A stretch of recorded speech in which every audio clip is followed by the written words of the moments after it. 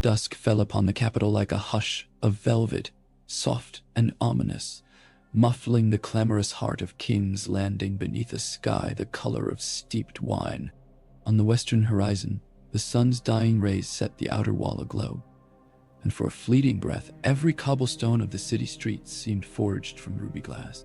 Yet within the red keep, its turrets stabbing at the bruised heavens, shadows settled in cool pools, smoldering embers of torchlight wavering against frescoed walls that depicted legends now remembered only in passing whispers.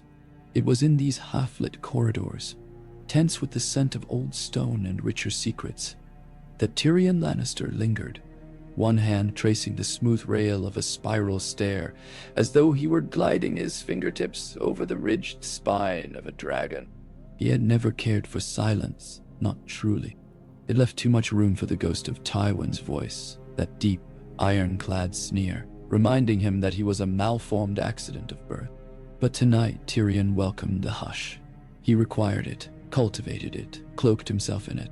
Every footfall between the Tower of the Hand, still half burned from the wildfire that had consumed his old chambers during the Battle of the Blackwater, and the royal solar tasted of conspiracy. Candles guttered in wall sconces and sniffed at his passing like curious curs, casting bars of amber across the stone and carving his broad brow in undulating relief. He moved with the deliberate grace of a pickpocket, threading through a festival crowd, a limping stag in a forest thick with crossbowmen. In his breast pocket, inside a modest doublet of midnight wool, lay a tiny glass vial. It was no broader than a lady's thimble, and half as tall, enough Grand Master Pycelle had once pontificated to fell an aura. That thought warmed Tyrion more keenly than the arbor gold he had left unfinished on his writing desk, the goblet's rim still slick with a smear of lemon. He allowed himself to savor the weight of destiny distilled down to so small a vessel. How many histories had pivoted on fewer drops? As he descended into the underbelly of the keep, a knot of storerooms, servant stairs, and sinuous passages built when Aegon the Conqueror still breathed the salt air of Dragonstone. He counted his every breath. 12 breaths to the landing, 6 more along the corridor, and then a final dogleg into the bowels of the royal kitchens. Fires crackled there, huge, blackened hearths belching heat and grease. Wooden beams sweated pitch overhead, and the air shimmered with the tang of cured ham and spiced wine. But Tyrion hugged the shadowed wall, unseen behind the bailiwick of steaming cauldrons and bustling scullions. A boy no older than 9 carried a platter of stuffed larks toward a marble-topped table where head cooks were garnishing dishes for Queen Cersei's evening supper. Tyrion noted the boy's narrow shoulders, the freckles across a pug nose, the untied thong of his left sandal. The littlest things would matter later, when the late hours doubts crept in like rats at the edges of candlelight. Did he hesitate? Did he whisper? Did he look behind him? Tyrion marked it all and let nothing churn upon his face. Miranda, Cersei's newest cupbearer, had soft hands. Cersei valued soft hands, but eyes like sharpened slate. She lingered near a flagon of wine so dark it appeared black, as thick as congealing blood. Gwyn's diet never strayed from rich, red vintages, and this Myrish reserve, pried from Illyrio Mopatis's private cellars by a merchant prince's flattery, would crown tonight's repast. Tyrion had spent 3 evenings reshaping the girl's ambitions with coy flattery of his own, whispered prophecy of her rising through the household ranks if she showed initiative in ensuring her grace's cups run clear of sediment, because the queen's tongue is more delicate than her father's pride. The notion pleased the cupbearer. It had pleased Tyrion even more, because the delicate straining cloth she now prepared in ritual diligence would mask the moment he unstoppered his vial and dripped a fate as final as a headsman's stroke into the decanter. He timed it to the clatter of a clay pot dropped by a flustered underchef, a crisp smash of shards, and an eruption of curses that bloomed like fireworks. Exactly the sort of chaos conducive to sleight of hand. When heads turned toward the racket, and clucking tongues swarmed the spill, Tyrion's stubby fingers moved with velvet certainty. A single tremor of the wrist, the entire vial slid within the neck of the flagon, contents spilling in silent ribbons before the glass pip itself fell inside, hidden beneath the swirl of a deep pour. He touched no drop, none splashed. He could feel his father's grim nod in that precision. Miranda saw nothing. She merely offered him a pale smile when he patted her elbow, as though commending her artful service. Then he vanished, as though melting into the breaths of smoke curling from braised locusts. The cedar-lined hall outside the small council chamber smelled faintly of lavender oil and mildew. Tyrion paused there, leaning on a dragon-clawed armrest of an antique seat, abandoned by some long-dead lord. He gazed at the locked door before him, thick oak reinforced with iron bands shaped into roaring lion heads. A memory flashed, the first time he'd stood before that portal, summoned to serve his hand, uncertain whether Cersei meant the title, or was simply inviting him into yet another snare. History repeated, often and cruelly, but this time he was the engineer of its revolution. Footsteps approached, the brisk stride of Sir Balon Swan, white cloak gleaming even in such meager light. The Kingsguard knight offered a curt bow, the edge of his hand brushing pristine armor. "Lord Hand," Swan greeted, voice level. "Her Grace requested you attend the feast at the hour of the owl." Tyrion's grin was as thin as the blade at his hip. "Then I shall endeavor to fly." Swan studied him, perhaps smelling mischief, perhaps seeing only a dwarfish silhouette, dwarfed further by sorrow, then strode onward. Tyrion waited for his receding steps to fade before he straightened, palms damp. Cup would be poured likely within an hour. Cersei would raise it to coral lips, swallow in measured royal sips, and never feel the phantom blade sliding beneath her breath. It would not be an agonizing death. The strangler's kiss, Pycelle assured him, was swift, pain blossoming like a violet bruise across the throat. Consciousness slipping as blood vessels constricted. Merciful, some might say. Tyrion wondered if mercy were cowardice, yet he did not wish her pain so much as silence, because the truth was simple and unutterable. He loved his sister even as he despised her. In his mind, he cradled both feelings, as one might cradle cinders and frost and marvel that neither burnt nor froze him outright. She had been mother, tormentor, jailer, and mirror, and she would be none of those things. Once the mirrorish reserve kissed her tongue. A hush coiled about the hall then, the hush of suspended breath that envelops a man standing at the threshold of irreversible choice. Tyrion closed his eyes. He thought of King's Landing's narrowest warrens, where children scrounged for weevil-ridden bread. He thought of wildfire caches hidden still beneath sept and shop, untouched tinder awaiting Cersei's rumored last resort should Daenerys Targaryen's dragons ever blacken the sky. He thought of Tommen, boy king, sweet and malleable as honeyed dough, doomed to be remolded by whichever lion roared loudest in his ear. And he thought of Jaime, lost between vows and desire, wading ever deeper into a tarn that reflected no true face. Open your eyes, imp. Face what is yours to face. He exhaled, then turned toward his chambers, aware of the rising throb of his pulse in his ears, each beat heavy as the war drums of old Valyria. The hours crawled, marked by the slow tilt of candle stubs and the periodic echo of guards changing posts. Tyrion did not go to the feast. He sent Podrick in his stead, instructing the boy to plead a sudden ague. Seated at his narrow desk, he forced himself to read ancient ledgers of grain stores, though every row of numbers blurred into meaningless knots. Outside, revelry unfurled like a gaudy banner, the tinkling spill of harp strings, the thunder of laughter, the muted roar of 100 conversations weaving through each other like threads in a tapestry. When a knock rattled the door, Tyrion felt his wine-heavy heart punch against his ribs. He set aside the quill, licked dry lips. "Enter," he called, voice steady enough. Sir Balon Swan stood framed in torchlight. With him loomed Sir Meryn Trant, bull-necked beneath his white cloak.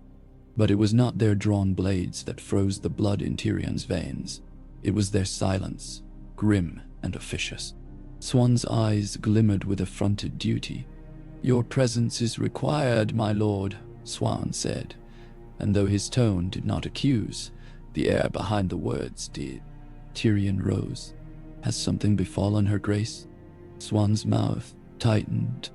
Trant shifted, fingers squeezing the haft of his sword. The clink of steel rang like a tolling bell. "Come, Lord Tyrion." They marched him through echoing passages and down a curving stair that spilled into the Queen's ballroom, now rank with the smell of panic and vomit. Nobles clustered in gossiping knots, faces drained of color, jewels forgotten in trembling hands. A quartet of minstrels stood mute in a corner, instruments slack at their knees. Near the center of the hall, atop a dais draped in crimson, lay Cersei. Her golden hair pooled across velvet like molten sunlight, but her skin had adopted a ghastly lilac hue, striations of purple choking her throat. Her green eyes, those bright, cunning emeralds, stared wide and sightless at the frescoed ceiling. Silence cracked into shrieks as the doors behind Tyrion banged shut. He felt the heat of every gaze pivot onto him, like sparks leaping to dry tinder. His knees buckled, but he remained upright under the heavy collar of condemnation already sliding into place. Pycelle tottered forth, eyes wet. The old man's beard trembled as if with winter's chill. "Her grace is dead," he croaked. "Poisoned. A demon's work." And there it was, the word Tyrion had prepared for. The blade now pressed to his own throat. He inhaled a shallow breath, tasting blood and rust and fear, yet something else swelled within him, a curious, harrowing calm. For though his hands had delivered the vial, though his mind had plotted a dozen contingencies, he had not foreseen the speed with which the city would pivot from lion to leopard, devouring its own tail.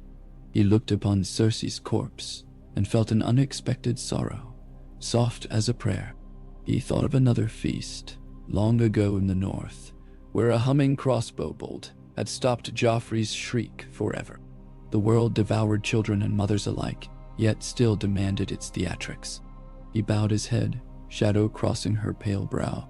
He whispered 2 words. No one heard. "Forgive me." Then Sir Meryn seized his arm. Cold shackles, snatched from some dungeon wall, clamped about his wrists. Iron kissing flesh. The music of that moment was all hollow thunder, the rattle of chains, the collective gasp, the roar of Tyrion's pulse. They dragged him into the throne room, where the iron chair loomed like a maimed god stitched together from swords and spite. Tommen sat trembling upon the step below it, crown askew, cheeks damp. Beside him, a swaying viper in silk, Lord Petyr Baelish ran soothing fingers through the boy's hair. Varys hovered in a shadowed alcove, expression unreadable, black eyes glimmering like pearls in tar. Cersei's corpse had been laid upon a bier before the throne. A final macabre audience. Waxen candles flickered round her, each flame a dancing accusation. Tyrion felt their heat on his face as Swan forced him to kneel. "It is a grievous night," Grand Master Pycelle intoned, voice echoing off pillars. "The Queen Mother, stolen from us by treachery unseen." Tyrion's laugh, incredulous, broken, earned him a cuff from Sir Meryn. Blood blossomed on his tongue. Lord Baelish stepped forward. "May we hear the charges?" he asked, voice velvet smooth. Pycelle produced the glass pipette, plucked from the dregs of the Myrish reserve. It glittered beneath torchlight like a shard of midnight sun. "This was discovered in her Grace's cup," Pycelle wheezed. "The residue within is purple as his." He thrust a finger at Tyrion. cloak once was. A poison known only to shadows. A convenient find, Tyrion muttered, spitting red onto the marble, but not proof. One's mailed fists slammed into his gut, collapsing his words. Baelish offered a tut of feigned sympathy while Varys remained statue still. Tommen whimpered. Proof, Pycelle insisted, lies also in motive. He is hand no more. His sister thought to pass him over. Enough, Tyrion rasped, finding a shred of laughter still lodged in his throat. If I wished her dead, why would I remain to be dragged here in chains? Who has more to gain than the master of coin who swims so smoothly through every tempest? Baelish's lips parted in a cat's smile. I gain little from a grieving realm, Lord Tyrion. Gold becomes worthless when markets burn. There it was, an opening gambit. Tyrion had not expected the dagger to point so swiftly his way, but Littlefinger's games always unfolded in shadows behind the stage curtain. Perhaps Baelish had glimpsed the machinations. Perhaps he simply sensed blood faint as perfume in the air. Varys at last stepped forward, gliding like fog. My lords, he hummed. Perhaps we should. But the throne room doors burst open. A dozen gold cloaks ushered in a gaunt man, cloaked in soot black. He dragged behind him a small wooden chest bound by iron bands, the sort used to ferry casks of wildfire from the depths beneath the city. His arrival scattered the conspirators' scrips like startled pigeons. Tyrion's heart lurched, recognizing the man. Hallyne, the pyromancer. My king, Hallyne cried, bowing. We discovered a break-in within the vaults. Someone tampered with the sealed pots reserved for her Gracie's final defense. A shiver tore through the room. Wildfire, liquid flame hungry enough to devour wood, flesh, and stone. In Cersei's secret plan, it was the city's funeral pyre should dragons darken the sky. Hallyne lifted the chest onto a trestle table and opened it with delicate fingers.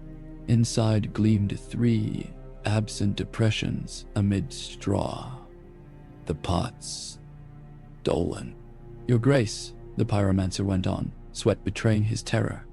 If the Queen's death is connected to this theft, the realm sits upon a dragon's egg ready to hatch. The throne room erupted. Shouts, oaths, frantic speculation. And Tyrion, on his knees, bruised and bleeding, understood with sudden, crystalline clarity that a serpent more venomous than the Strangler writhed beneath every whispered rumor.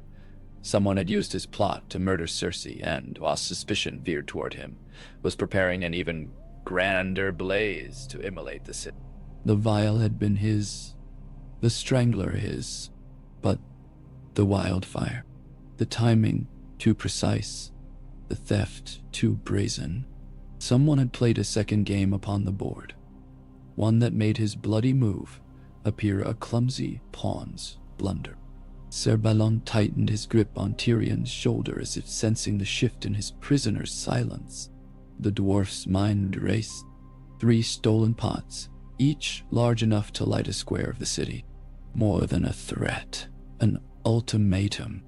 Who wielded chaos as both ladder and shield? There were too many names. Baelish, Gabern, Diwas, Palamwaishuri, some foreign agent of the Mother of Dragons. A sudden hush fell as Varys raised both hands. Lords and ladies, he cooed, let us proceed with caution. We have lost a queen, yes, but we must not lose our wits. His gaze slid to Tyrion, soft, almost apologetic. Tyrion met it, reading volumes unsaid. The spider knew something. Perhaps he knew everything. Release Lord Tyrion into my custody, Varys proposed. A full inquiry must be made away from the eyes of the mob. If there is a plot to burn us all, we will need the sharpest minds unburdened by shackles. Baelish moved to speak, but hesitated when every gold cloak shifted uncertainly between Spider and Littlefinger. Power's tide was shifting already. Tommen whispered to Baelish, then nodded toward Varys with tear-rimmed eyes. Ser Balon's gauntlets loosened. The chains clattered from Tyrion's wrists, ringing across the marble floor like a herald's bell. He rose, rubbing raw skin, and bowed low to Tommen. "Your Grace," he murmured, voice hoarse. "I swear upon my life to find the hand that murdered your mother." It was both truth and gambit.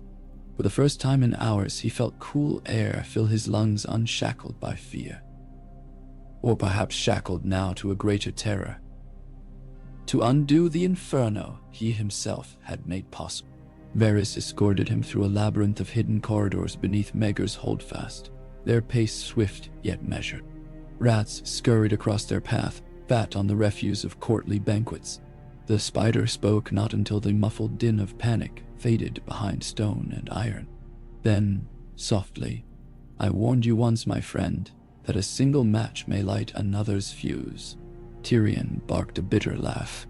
"And yet here we are, seeking the arsonist together. Aye." Varys' sigh was almost affectionate. "We have scant hours before dawn. Someone means to birth a dragon of green fire before then."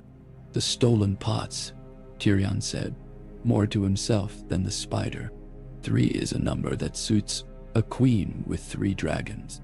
Varys inclined his bald head, "And rumors already flit across rooftops that Daenerys' fleet has left Dragonstone at last." Tyrion halted, heart hammering. "She is days away at least. Perhaps not. The seas whisper swifter than ravens." "Nur." He resumed walking, footsteps echoing. The corridor narrowed, torchlight dwindling to smoky knots, until they emerged into a chamber hung with dusty banners depicting Targaryen, Stark, and Baratheon alike, trophies of reigns devoured by time. A single table waited, bearing maps of the city and small glass jars of colored sand. Tyrion approached them, tracing narrow streets with a finger. He found the Sept of Baelor, Fleabottom, the Street of Silk. He imagined wildfire blooming beneath those haphazard roofs, curved lanes funneling flame like bellows. Who benefits from burning King's Landing now? He mused aloud. Whoever believes ashes easier to rule than tiles. Varys said. Baelish, Kirburn, Shao, some remnant of the faith militant, or perhaps even a faction within the Red Keep that believed Tommen's reign untenable without Cersei's teeth to bear. Tyrion sifted possibilities like a gambler tumbling ivory dice, listening for the rattle that presaged fortune. He looked up. We will need to interrogate Hallinen's alchemists, track anyone with access to the vaults. Varys nodded. 100 Kai. I have little birds burrowing already. Tyrion's gaze shifted to the vial of crimson sand, nestled on the map, representing Wildfire's radius of destruction. He plucked it, weighing its scant mass. 3 identical vials were missing from the chest, stolen by unknown hands. If each were placed at key junctures, he swallowed. This night had already demanded the blood of a queen. If his city burned before dawn, it would demand the soul of a man who once believed himself clever enough to outwit destiny. Find them, he said, voice raw. Find them before my sister's pyre becomes the crown Tommen wears into ruin. The spider inclined his head, wordless assent echoing louder than bells. Elsewhere in the keep, beyond walls too thick for whispers, a shadow moved along an arched loggia overlooking the city. Moonlight silvered their cloak, masking their face in pale sheen. In gloved hands they held a spherical pot of green flicker, wildfire swirling like liquid emerald within thick glass older than Aegon's conquest. Below, streets wound like black serpents, dotted by pinpricks of torchlight. The distant roar of panic had not reached these heights, yet thrummed like a drum beneath the city's ribs. The shadow inhaled the salt-sweet air off Blackwater Bay, marveling that even fear could not dispel spring's fragrance. They whispered a single reverent name, Misa, and tilted the pot's steel cradle, testing its balance. In the chapel of the stars overhead, the moon slid behind a cloud, and for one breath the world itself seemed to hold a single, trembling heartbeat. Then the figure turned, disappearing into the keep's innermost skeleton, wildfire cradled like a babe destined for violent birth. Tyrion felt dawn creeping close, though the sky beyond narrow windows still lay shrouded in pre-dawn indigo. He and Varys pored over fresh scraps of parchment delivered by little birds, reports of suspicious wagons seen near the dragon pit, a bribed guard found murdered outside the gate of the gods, a whisper that the queen's alchemist Qyburn had vanished. Each puzzle piece only widened the abyss. 3 pots, Tyrion muttered, marking them on the map in crimson wax. Dragon pit, great sept, and perhaps the granary at the mud gate. Sparkle 3, and every street between becomes a kiln. Varys pinched the bridge of his nose, eyes blacker than a raven's wing in starlight. Do we divide forces? Not enough trusted men. We choose the likeliest. He stabbed the dragon pit with a dagger tip. Here, dragons bred fire once, a fitting altar. And the great septine symbolizes a cleansing by holy flame, Varys added. Tyrion exhaled, resigned. Then may the warrior guide our steps. They moved, summoning Sir Balon Swan, men of proven loyalty. Even Bronn found sharpening daggers in a wine cellar, grinning at the prospect of hazard pay. Tyrion promised him a highborn maiden's dowry if he lived. The race through sleeping streets was a phantom's dance.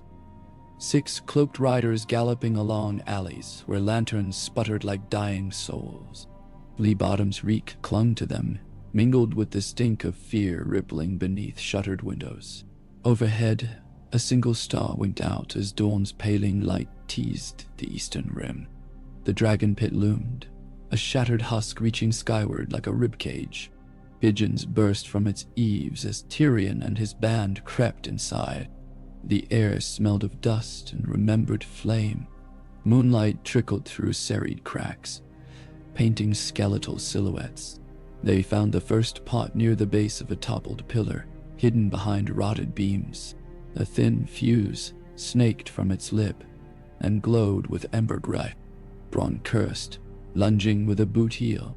The fuse sputtered out beneath leather, smoke curling like a dying serpent. Tyrion's pulse throttled in his ears. He inspected the pot, seal intact. They lifted it carefully, cradled in rough-spun cloth, and began the slow withdrawal. But the scrape of steel upon stone froze them. From a gallery above, 3 shadows detached from deeper dark, men in rough mail, faces hidden. Crossbows pointed downward. A bolt shrieked, clanging off armor. Bronn swore again, dropped to a knee, letting arrows hiss overhead. Tyrion ducked behind the pot, heart pounding. His dagger felt pitiful against quarrels. Swan's sword rang as he blocked another volley, edges sparking. Varys, unarmed, crouched behind a toppled brazier, robes fluttering like battered wings. The skirmish crackled with tension, as brittle as the glass they protected. Tyrion craned his neck, glimpsed the men's sigil, a leering harpy upon black velvet. Daario Naharis men? No, 2 neatly armored. But the harpy meant Meereen, meant the queen across the sea. Targaryen loyalists struck with green fire, while framing the dwarf who slew a lioness. Another bolt zinged past, shattering against the marble floor, sparking dangerously near the wildfire pot. "Stop firing, you fools," Tyrion bellowed, voice raw. "You'll kill us all." The men above hesitated, perhaps realizing the folly. Swan seized advantage, rushing the stairs that spiraled up to the gallery. Bronn followed, blades singing. Within moments, the clatter of steel echoed. Screams punctuated stone, and silence descended heavy as dust. Tyrion rose, panting. Swan returned, blood on his gauntlet.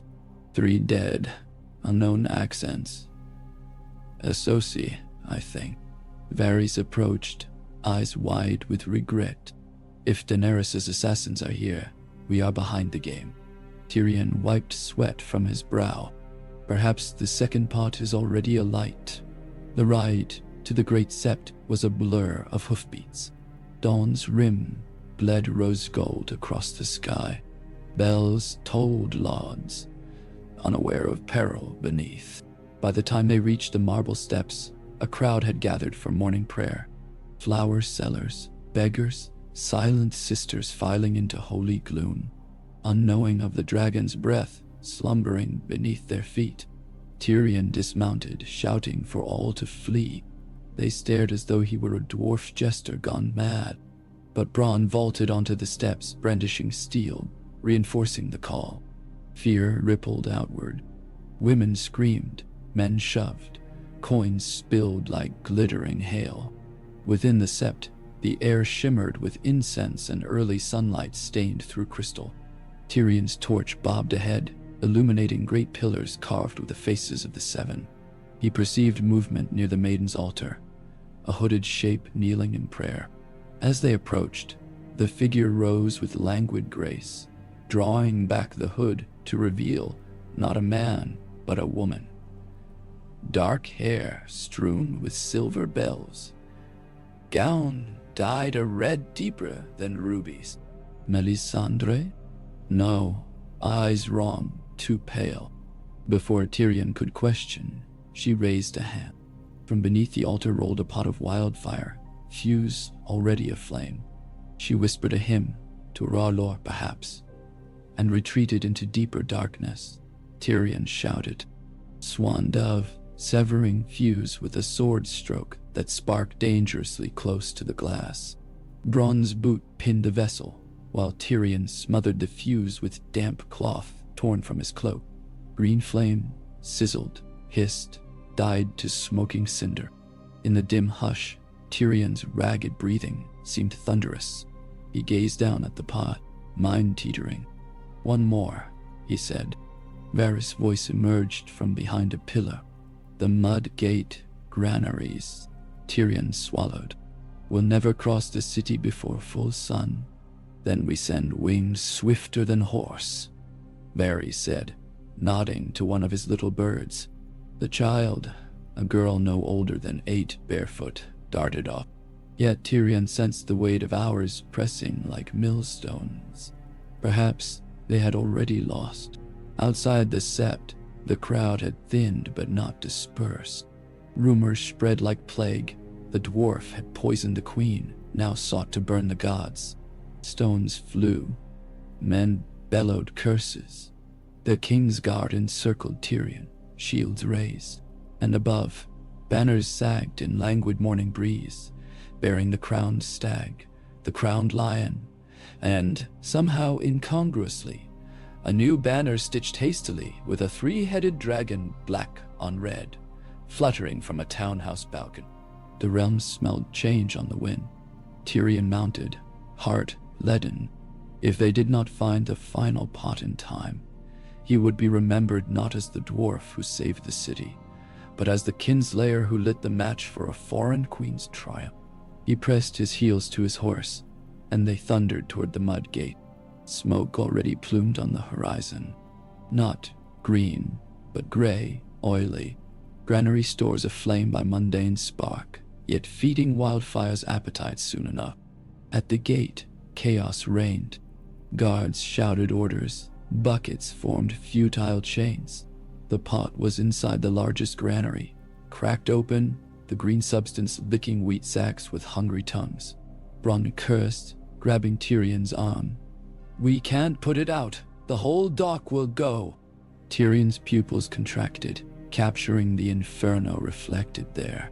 He saw, for a heartbeat, future ghosts fleeing burning streets, mothers clutching blackened infants.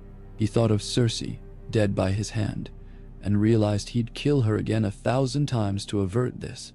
Yet, here it was, the monster wearing his mask. "Flood it," he rasped. "Break the levee floodgates. Let the black water drown the bastard." Swan blinked. "That will ruin the grain and half the wharves." Ruin is mercy compared to wildfire. Orders flew. Men cut the river sluices. Water roared through stone arteries, crashing into the granaries. Flames hissed as steam erupted, scalding onlookers. Wheat swelled into soggy ruin, but the green glow dimmed, sputtered, died. Tyrion sagged in the saddle, trembling from clenched jaw to spurred heel.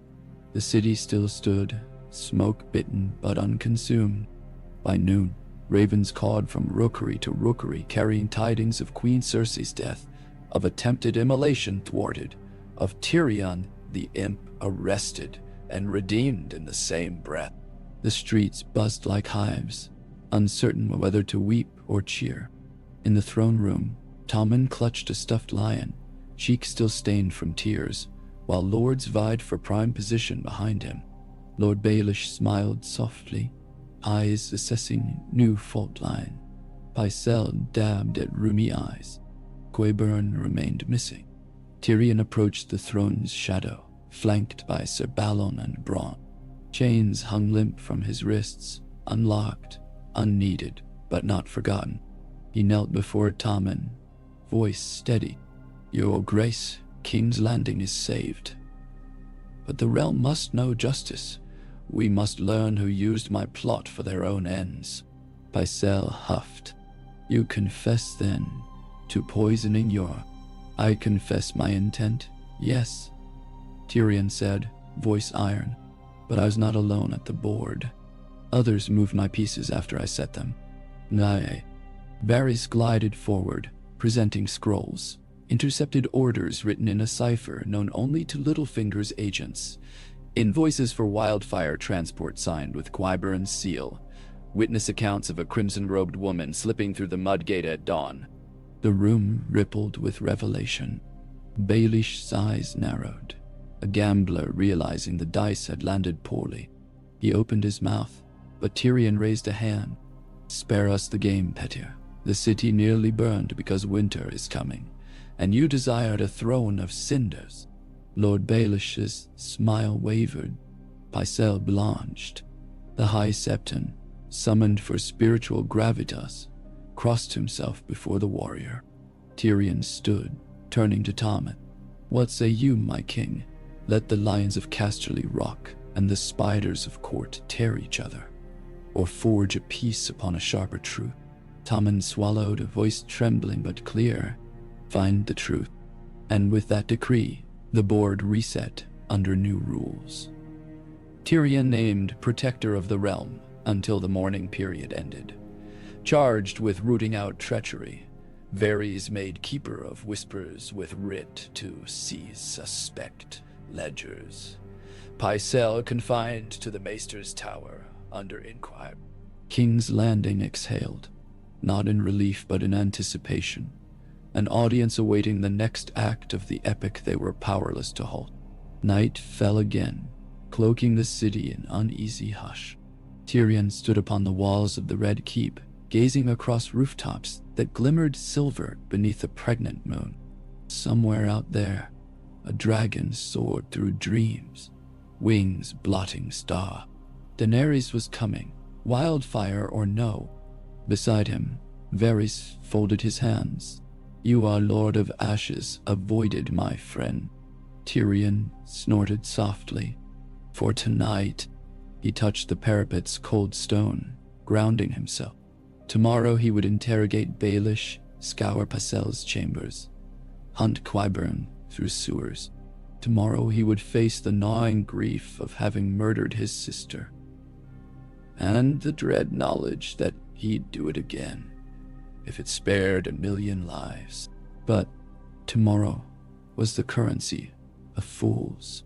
Tonight he allowed the ghost of Cersei's voice to drift with the wind, a half-remembered lullaby weighed with scorn, and let his eyes close to the hush of water lapping distant quays. Somewhere below, a single candle's flame guttered alive in the royal solar, Miranda lighting Tommen's bedside vigil. A boy king watched darkness, searching for dawn. A dwarf hand watched dawn, fearing dragonfire behind it.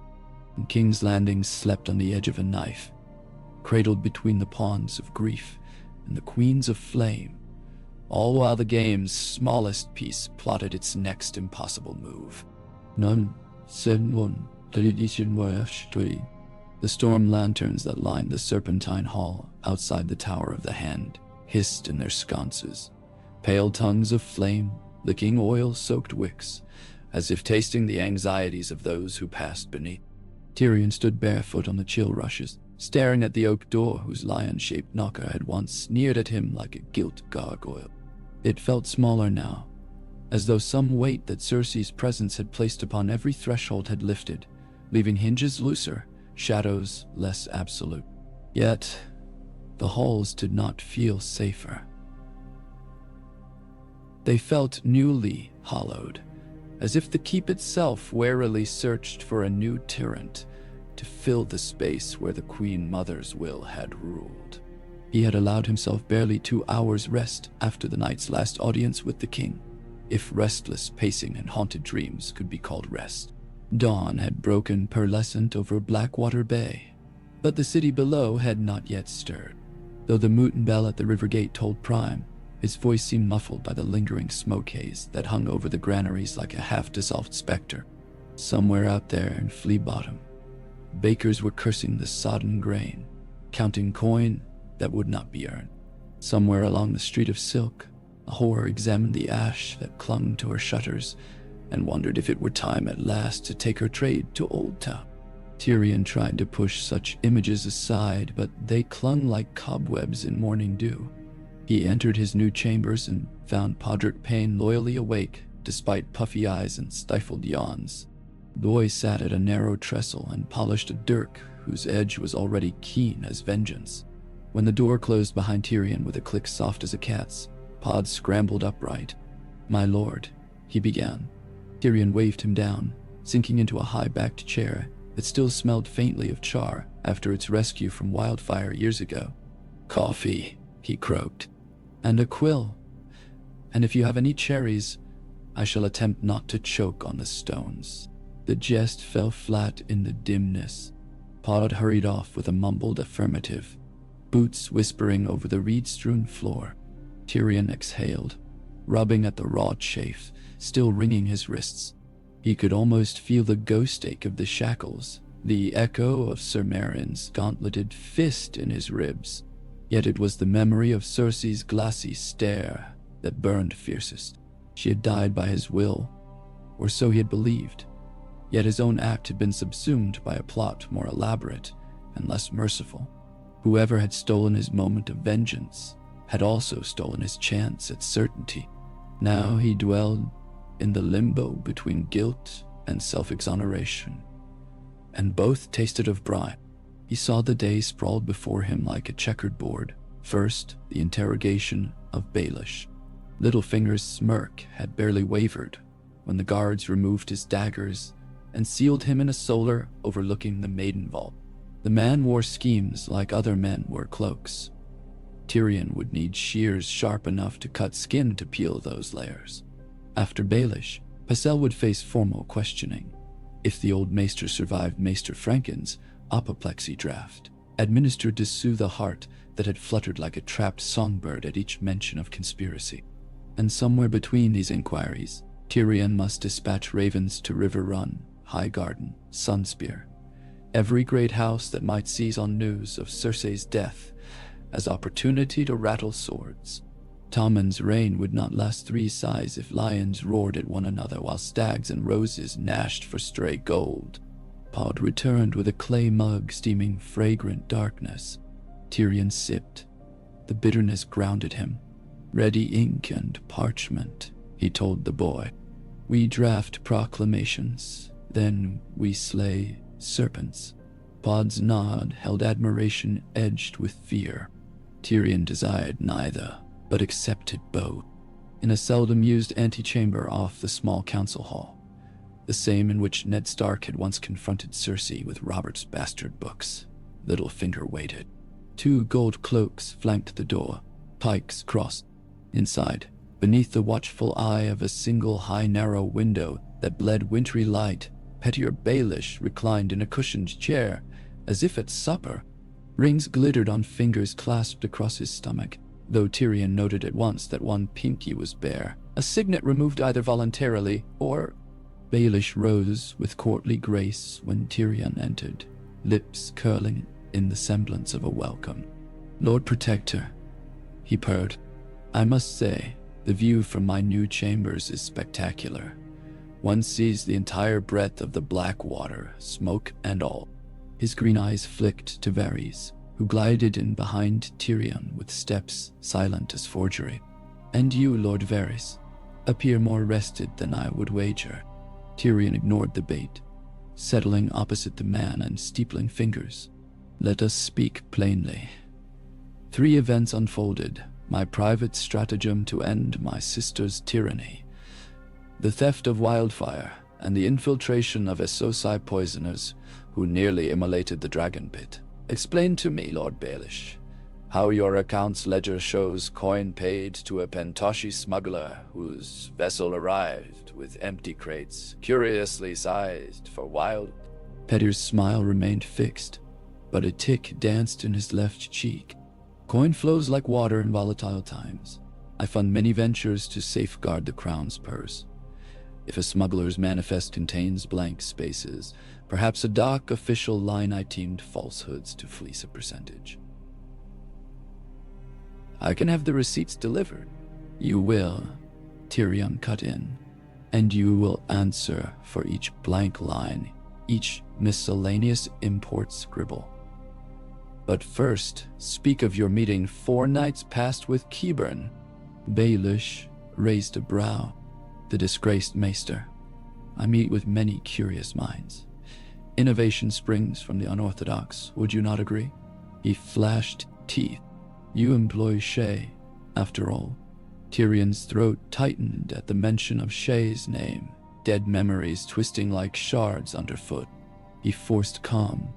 "Innovation rarely requires a maester's chain sawn in half to circumvent dismissal. Qyburn brought you a substance sample, did he not? A paste red as sunset resin." Baelish let silence stretch, weaving tension. Finally, he claimed it an alchemical wonder, a salve that cures wounds and stanches bleeding within heartbeats. He sought financing. "And you financed him?" "I declined." Mild shrug. "My purse strings tighten when charlatans preach miracles. Unlike your sister, I do not fund every pyromancer's delusion." Varys' tongue clicked, faint tics. "Strange," he murmured.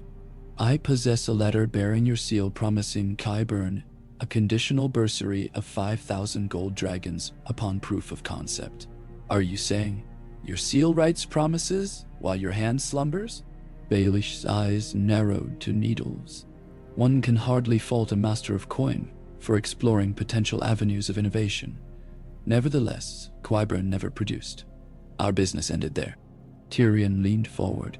"And yet, our spies tracked that same Qyburn beyond the Gate of the Gods at dusk, riding a mule cart heavy with unspecified cargo toward a sept cellar once used by the Faith militant as an infirmary. You paid him. He bought glass spheres, 3 spheres perhaps, and offered them to men whose pockets already bulged with Pentoshi coin." Baelish unfolded his hands, voice velvet smooth. "Conjecture does not an accusation make. Produce Qyburn, and perhaps he will corroborate your tale. But until then, let us remember I stand not chained, but as a lord of the realm, counselor to King Tommen, whose welfare I, too, cherish." "Nine, please. Cherish."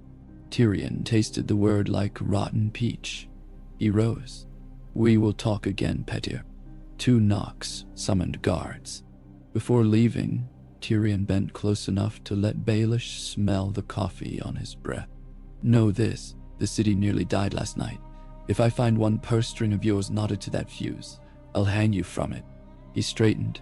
Mask of politeness snapped back in place. "Enjoy the view." Outside, Varys exhaled a whisper.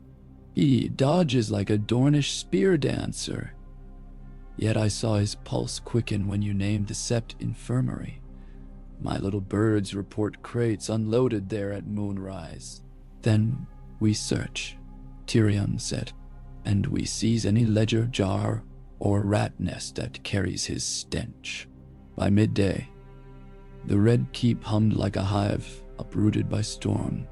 Ravens launched in black flurries, each scroll sealed with Tommen's stag and lion sigil, and Tyrion's personal counterseal, a snarling shadow lion wreathed in broken chains. Messengers rode for every gate, bearing edicts promising grain subsidies, tax grace for dock repairs, and a bounty of 500 gold dragons for verified information on the wildfire thieves. Though coin would bleed the treasury, Tyrion banked on restoring public faith before fear metastasized into open revolt. He visited Pycelle's tower next, ascending the spiral under banners of dust. The old maester lay propped in bed, beard combed to hide spittle stains. At Tyrion's entry, Pycelle attempted dignity, drawing a trembling hand across chest. "Lord Protector," he wheezed, "I have been gravely misjudged." "Grave matters inspire grave judgments," Tyrion replied, summoning a stool. "Explain to me how a glass pipette bearing strangler residue found its way into Cersei's chalice, then emerged from your pocket upon revelation." Pycelle sputtered. My chain grants me leave to examine any suspicious substance, to identify it, render a, and to plant evidence." Tyrion's gaze bored into cataract-clouded eyes. "You and my sister shared enmity of me. Did Baelish or Qyburn supply you with the pipette? Did you hope to seal my condemnation before the realm questioned your service?" One tears seeped into the old man's beard. "I served the crown, always. Her Grace. She commanded I keep poisons at hand, for fear of the Dragon Queen's assassins. She insisted they be near her person. I obeyed. Perhaps an assassin exploited my compliance, but I did not know." Tyrion noted the tremor in Pycelle's fingers. Fear or truth? Regardless, an aged dissembler was brittle as old parchment. "You will remain confined," he announced. "Write every substance you procured for Cersei these past 6 moons. Every source, every dosage. Omit nothing. Should a single droplet prove unaccounted, you'll answer to the Faith as well as the Crown.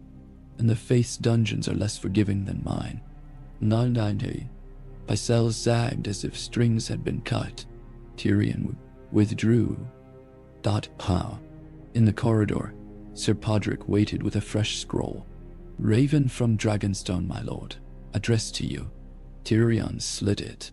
The seal, 3-headed dragon of black wax, cracked like thin ice. Inside, the handwriting flowed bold and uncompromising.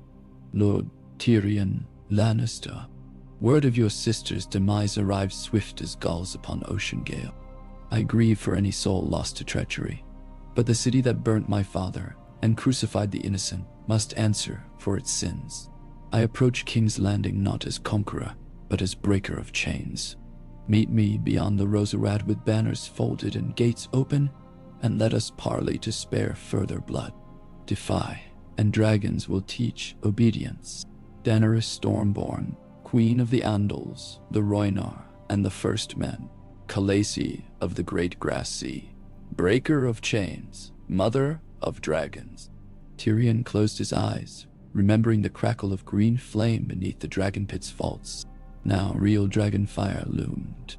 He reread the final line. Dragons will teach obedience. No mention of wildfire, no threat of scouring. Perhaps rumors of last night's blaze had not reached her. Yet the timing, too neat to ignore. Did her agents coordinate the theft to sow terror before her arrival? Or had others stolen wildfire to frame her? Force preemptive surrender. Each possibility nested within another, like Marini's puzzle boxes. "We must ride to the Roserade," he told Podrick. "Send riders to Sir Balon. Ready a white banner. And inform the king I depart to parley." Pod hesitated. "Is it safe, my lord? After everything, nothing is safe," Tyrion said. but fewer things are fatal when faced directly. The high road that wound from the King's Gate to the rolling vineyards of the Reach shimmered under midday sun. Heat rippled like invisible silk above flagstones. Tyrion rode at the head of a column of 30 men, half gold cloaks sworn fast to him by recent gratitude, half very silent shadows who bore no device. The standard-bearer carried the white banner trimmed gold, ancient signal of truce. Tyrion wore no armor beyond a boiled leather jerkin. The gesture spoke trust, though his dagger hung at his hip, its hilt carved into an imp's grinning skull. Fields flanking the road were dotted by refugee camps, rough-spun tents sagging like wilted petals, smokeless cook fires, haggard faces tracking the party with hunger and hope. Rumor of Daenerys' approach had traveled faster than fact. These folk likely believed bread and justice marched with her dragons. Tyrion felt their eyes weigh him like coin, judging whether he too would be melted down when the scales tipped.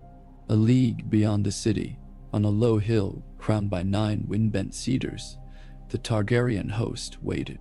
Banners blue, crimson, and black. Beneath them, disciplined, unsullied, ranked like iron statues. Grey worms' plumed helm gleamed. And at his flank huddled dozens of freedmen battalions with patchwork armor and earnest eyes. Yet it was not the army that drew collective breath from Tyrion's escort, but the 3 looming silhouettes perched upon collapses of discarded granite. Drogon largest, wings half unfurled, scales catching sunlight in obsidian sheen. Rhaegal coiled serpentine behind, eyes lambent gold. Little Viserion skulking at ridgeline, tail snap. The beasts watched with predator stillness, a tableau of coiled devastation. Tyrion signaled halt. He dismounted, heart thrumming deeper in horse hoofs. Beside him, Varys tugged the hood of a plain brown cloak near his eyes, though it was midday. Together they moved ahead, crossing the short expanse between their line and Daenerys, unarmed but for wit. The queen awaited on a palanquin of weathered oak, flanked by Missandei and Ser Jorah Mormont. She wore simple riding leathers, silver hair coiled atop her head like moonlit flame. When Tyrion approached, her violet gaze fixed him with equal parts curiosity and tempered flame. "Lord Tyrion," she greeted, accenting each syllable with calm command. "You have changed since Meereen. Travel teaches humility," Tyrion replied, bowing. "Us does near immolation." She raised a brow at that, but he pressed on. "I bear the condolences of King Tommen, and an offer. A ceasefire while we root out treachery that threatens not only his reign, but the small folk you would free." Daenerys studied him, aura bright as wildfire. "Your sister plotted to ignite the city rather than surrender, so my spies tell me. Yet now the queen is dead by poison, the wildfire stolen, and you stand as protector. Persuade me I should not assume the Lannister cub followed his dam's example, and laid traps to burn my host." Tyrion. Tyrion's breath misted, though air was warm. "Convince you? No speech can pluck fear from your mind, only deeds. Let me take you into the city. No throne, no courtly pageantry, only the ashen ruin of granaries saved by flooding, the commoners awaiting grain relief, the blood staining the dragon pit where your own would-be allies died trying to spark green hell. See with your own eyes who bleeds when games escalate." Rhaegal hissed, exhaling a plume of smoke that shimmered midday gold. Daenerys lifted a hand, the dragon still. "And what of the Iron Throne? Do you expect me to gaze upon it and turn away?" "If the throne stands upon bones," Tyrion said, "I would see it melted and forged anew. My loyalty lies with lives, not chairs." He heard a guard behind him inhale at his audacity. He kept gaze locked on hers. "If you burn King's Landing, you inherit ashes, not subjects. Walk its streets first. Only then decide if Dragonfire is mercy." Silence stretched. Missandei exchanged a glance with Grey Worm. Ser Jorah's scarred face tightened in wary pride. Drogon shifted, wings rustling dry-leaf thunder. At length, Daenerys nodded. I will enter the city with a retinue of 10. My dragons will remain at the hill, guarded. Army and Drogon's flame will answer. Fair, Tyrion said. He extended a hand. She clasped forearm to forearm. Soldier's grip. Warmth surprised him, steady and sure. The royal wheelhouse that returned to King's Landing bore no sigils save the white banner. Inside, Tyrion sat opposite Daenerys amid cushioned benches, Pod and Missandei behind. Cobbled streets rattled axles underfoot. Through the curtain slit, onlookers gaped, some cheering, some spitting. Smoke still drifted from the Mudgate district. Daenerys inhaled its acrid tang through parted curtain, eyes reflective. When Aerys threatened to burn the city, Tyrion offered. My father opened the gates to Robert rather than see 500,000 die. Some call him hero, some call him traitor. History arranges labels as it wills. Daenerys' lips pressed thin. Your father then sacked the city, murdered children. Monsters beget monsters, Tyrion conceded. But we can choose which we feed. He poured her arbor water. She sipped. Cersei fed her monster until it grew larger than her. I killed her to save the city, and in doing so unleashed wolves I cannot yet name. You claim that burden readily, she observed, lashes lowered. Why? Because burdens shy from no one. They cling to the first shoulders offered. Best I hoist them before they strangle the weak. She considered him a moment, perhaps glimpsing truth, perhaps measuring spin.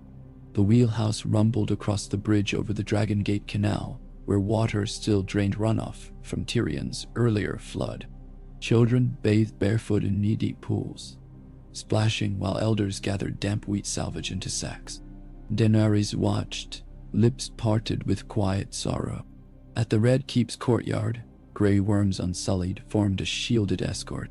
Daenerys dismounted the wheelhouse and paused beneath the portcullis arch, studying scorch marks from Stannis' assault years prior. Tommen emerged under guard, crown slightly too large. Seeing the woman-styled Dragon Queen, he bowed timidly. She inclined head with tenderness that surprised Tyrion. They convened in a garden of lemon trees Cersei had once disdained as smelling of Dornish bordello. Petals fluttered like snow, scent bright against stone.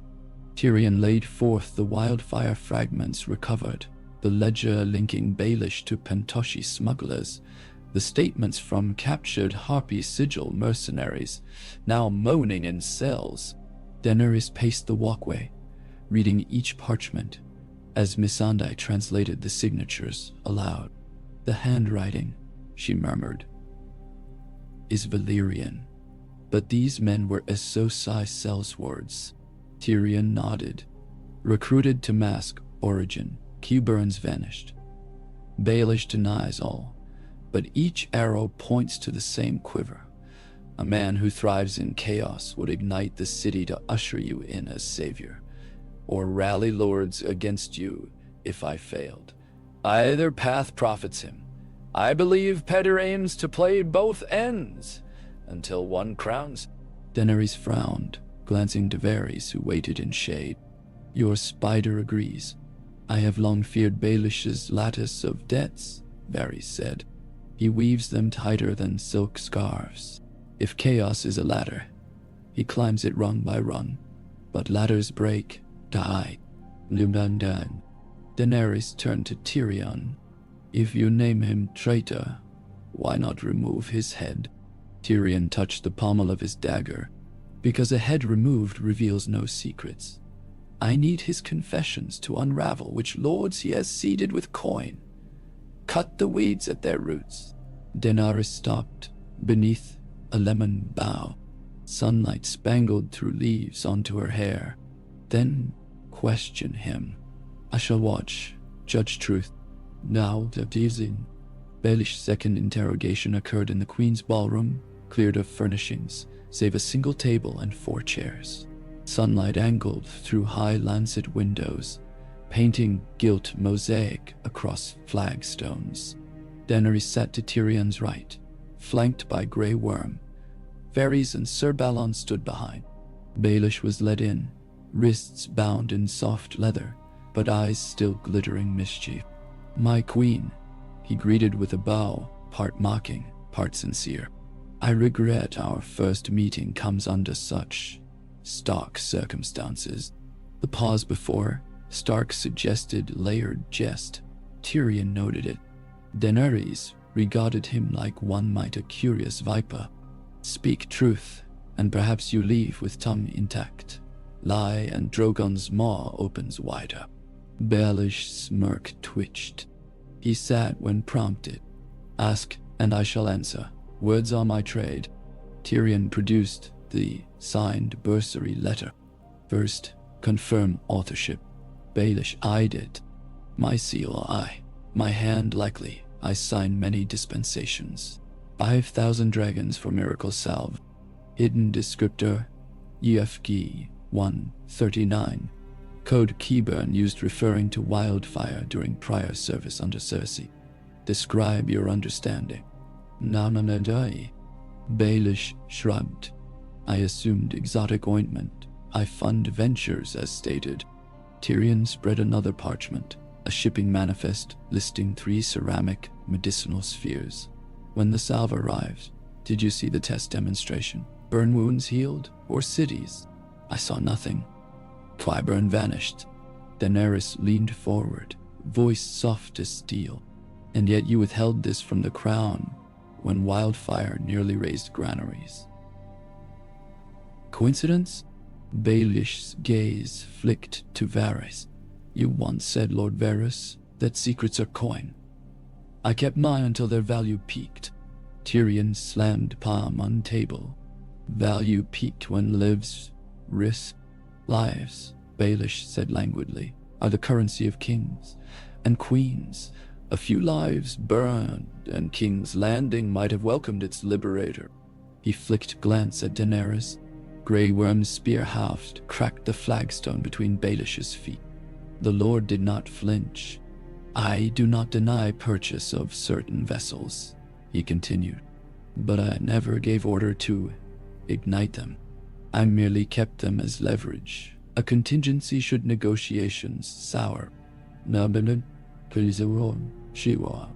Yet they ignited," Tyrion hissed. "Or someone else lit fuses," Baelish countered, eyes gleaming.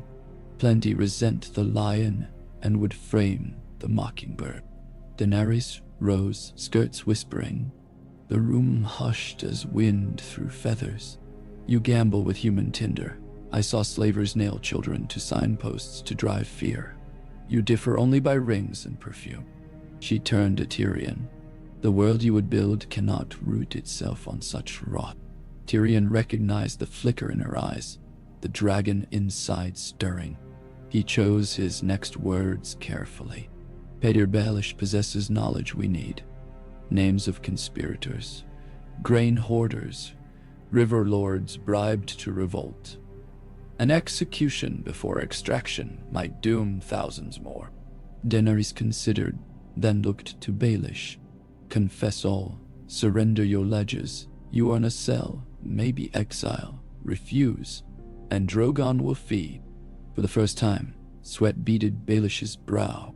He swallowed, throat bobbing. Silence expanded, each heartbeat a hammer. "Then I will provide ledgers." He managed a weak smile. "Chaos, after all, is not worth dying for." Dusk settled as scribes carted trunk after trunk from Baelish's mounts, each stuffed with parchment. Various little birds chirped passwords. Tyrion oversaw, quills scratching indexes.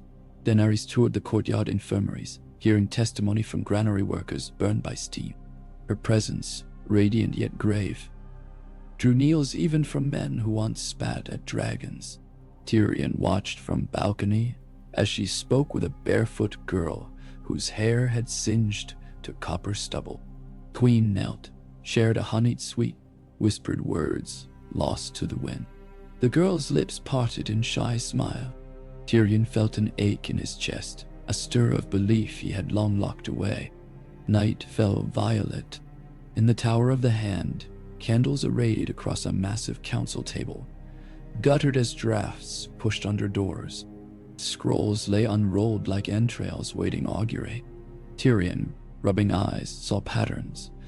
Baelish had funded not only Qyburn, but also bribes to riverlords to delay grain shipments, quietly stoking famine. He had arranged sellsword contracts with Cersei companies pledged to whichever side paid on the day, and letters to Dornish princes promising marriage alliances should Tommen fall. Varys' finger tapped one ledger column. Here, coin transferred to a Braavosi account coded HIA 77. My whisperers linked that code to the Iron Bank. Tyrion exhaled.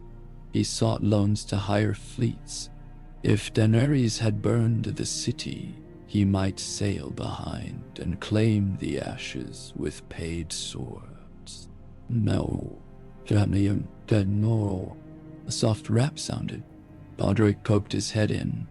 Qyburn captured my lord in the Black Cells. Tyrion straightened. How? Gold cloaks found him in the sewers beneath the Dragon Gate, wounded. He surrendered. Varys rose. Shall we? Torches flickered down the damp stair into the cells where air stank of mold and fear. In the deepest vault, Qyburn sat chained to a wall, tunic crusted with dried blood. One eye swollen, but lips curved in uncanny calm. Lord Tyrion, he greeted, voice hoarse but courteous. And Lord Varys, whom I had hoped to dissect someday. Fortune jests. Tyrion frowned. You trafficked wildfire to Baelish. You hired Cersei assassins. Qyburn chuckled. Hired, yes, but not for Baelish. He was convenience. The true patron required obfuscation. Name, Varys demanded. Qyburn's good eye glittered. Ain, beyond seas. Not the dragon queen you parade, but one who claims truer blood. Aegon, son of Rhaegar, born not by Elia, but by another. At least that is her gospel. She styles herself Lady Stone. She funded my research. She promised dominion to healers in her new order. I served medicine, nothing more. No, Ka. Tyrion recoiled. The Blackfire pretender? Mummer's tale? Perhaps. Qyburn shrugged. She believed wildfire would herald a return through cleansing flame. I delivered. She paid in jewels and secrets. When Baelish sniffed profit, I let him think himself conductor while I remained a hand beneath the glove. Tyrion's mind whirled. Multiple factions tangled. Daenerys, Baelish, Stone's pretender. The board grew crowded. Where is this Lady Stone? Varys asked. In the Riverlands, Qyburn said. Gathered beneath Hollow Hill where ghosts parade. She is coming, as are countless others. Westeros bleeds leadership. It beckons scavengers. Tyrion felt chill despite humid air. Another claimant, more war. You will pen confessions, he said, voice steeled. Then you will teach our alchemists to neutralize any remaining wildfire. Fail, and pain will repay you. Qyburn dipped head as if accepting a lecture. Pain, he murmured, is merely a sensation. Tyrion turned away before rage overcame reason. Outside, moonlight glazed battlements in argent wash. Daenerys stood atop a balustrade balcony overlooking Blackwater. Drogon's shadow hunched on the hill still. Tyrion approached, footfalls soft. She spoke without turning. Your city is a knot of vipers, yet I find myself mourning it already. He joined her, resting forearms on cool stone. Cities always appear more fragile at night. By day they pretend immortality, yet they endure, rebuilt brick by brick because people have nowhere else to dream. She eyed him sidelong. You dream of a city without Cersei and without Baelish. What of without Lannisters at all? Your house still bears crimson stains. No, yeah. Tyrion inhaled salt breeze. Events tonight may scrub them deeper. Another claimant rises, Lady Stone, whom Qyburn names mother to a Blackfire heir, though likely charlatan. If true, banners will split again. The kingdom cannot weather 3 wars. Daenerys' jaw set. Then I must claim the throne before shards scatter. I will not wait while mummers crown pretenders. Tyrion nodded. Take it, but take it without reducing the people to bones. Help me uproot Baelish and Stone both. Then you ascend as liberator. Easy words, she murmured. Hard road. They're the only road. He met her gaze. Let me walk it with you. She studied him. You killed your sister for the city. Would you kill your house? I already have, he said. My father, my sister, my brother remains.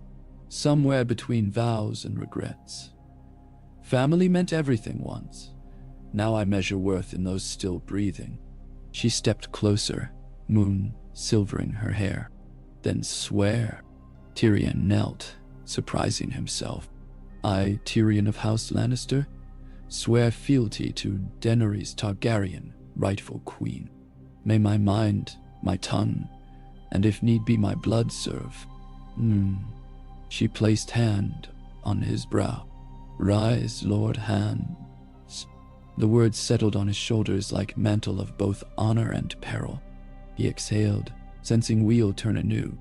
Morning's pale rim found the throne room, draped in black and white banners. Mourning for Cersei, truce for change. Tommen sat small on the throne, Daenerys at his left on a lesser seat, for now. Lords summoned overnight filled benches, murmurs buzzing. High sept and blessed proceedings, voice quavering hymns to the mother's mercy. Tyrion stepped forth. Lords and ladies, treachery tainted this realm, but fire was quenched by waters of unity.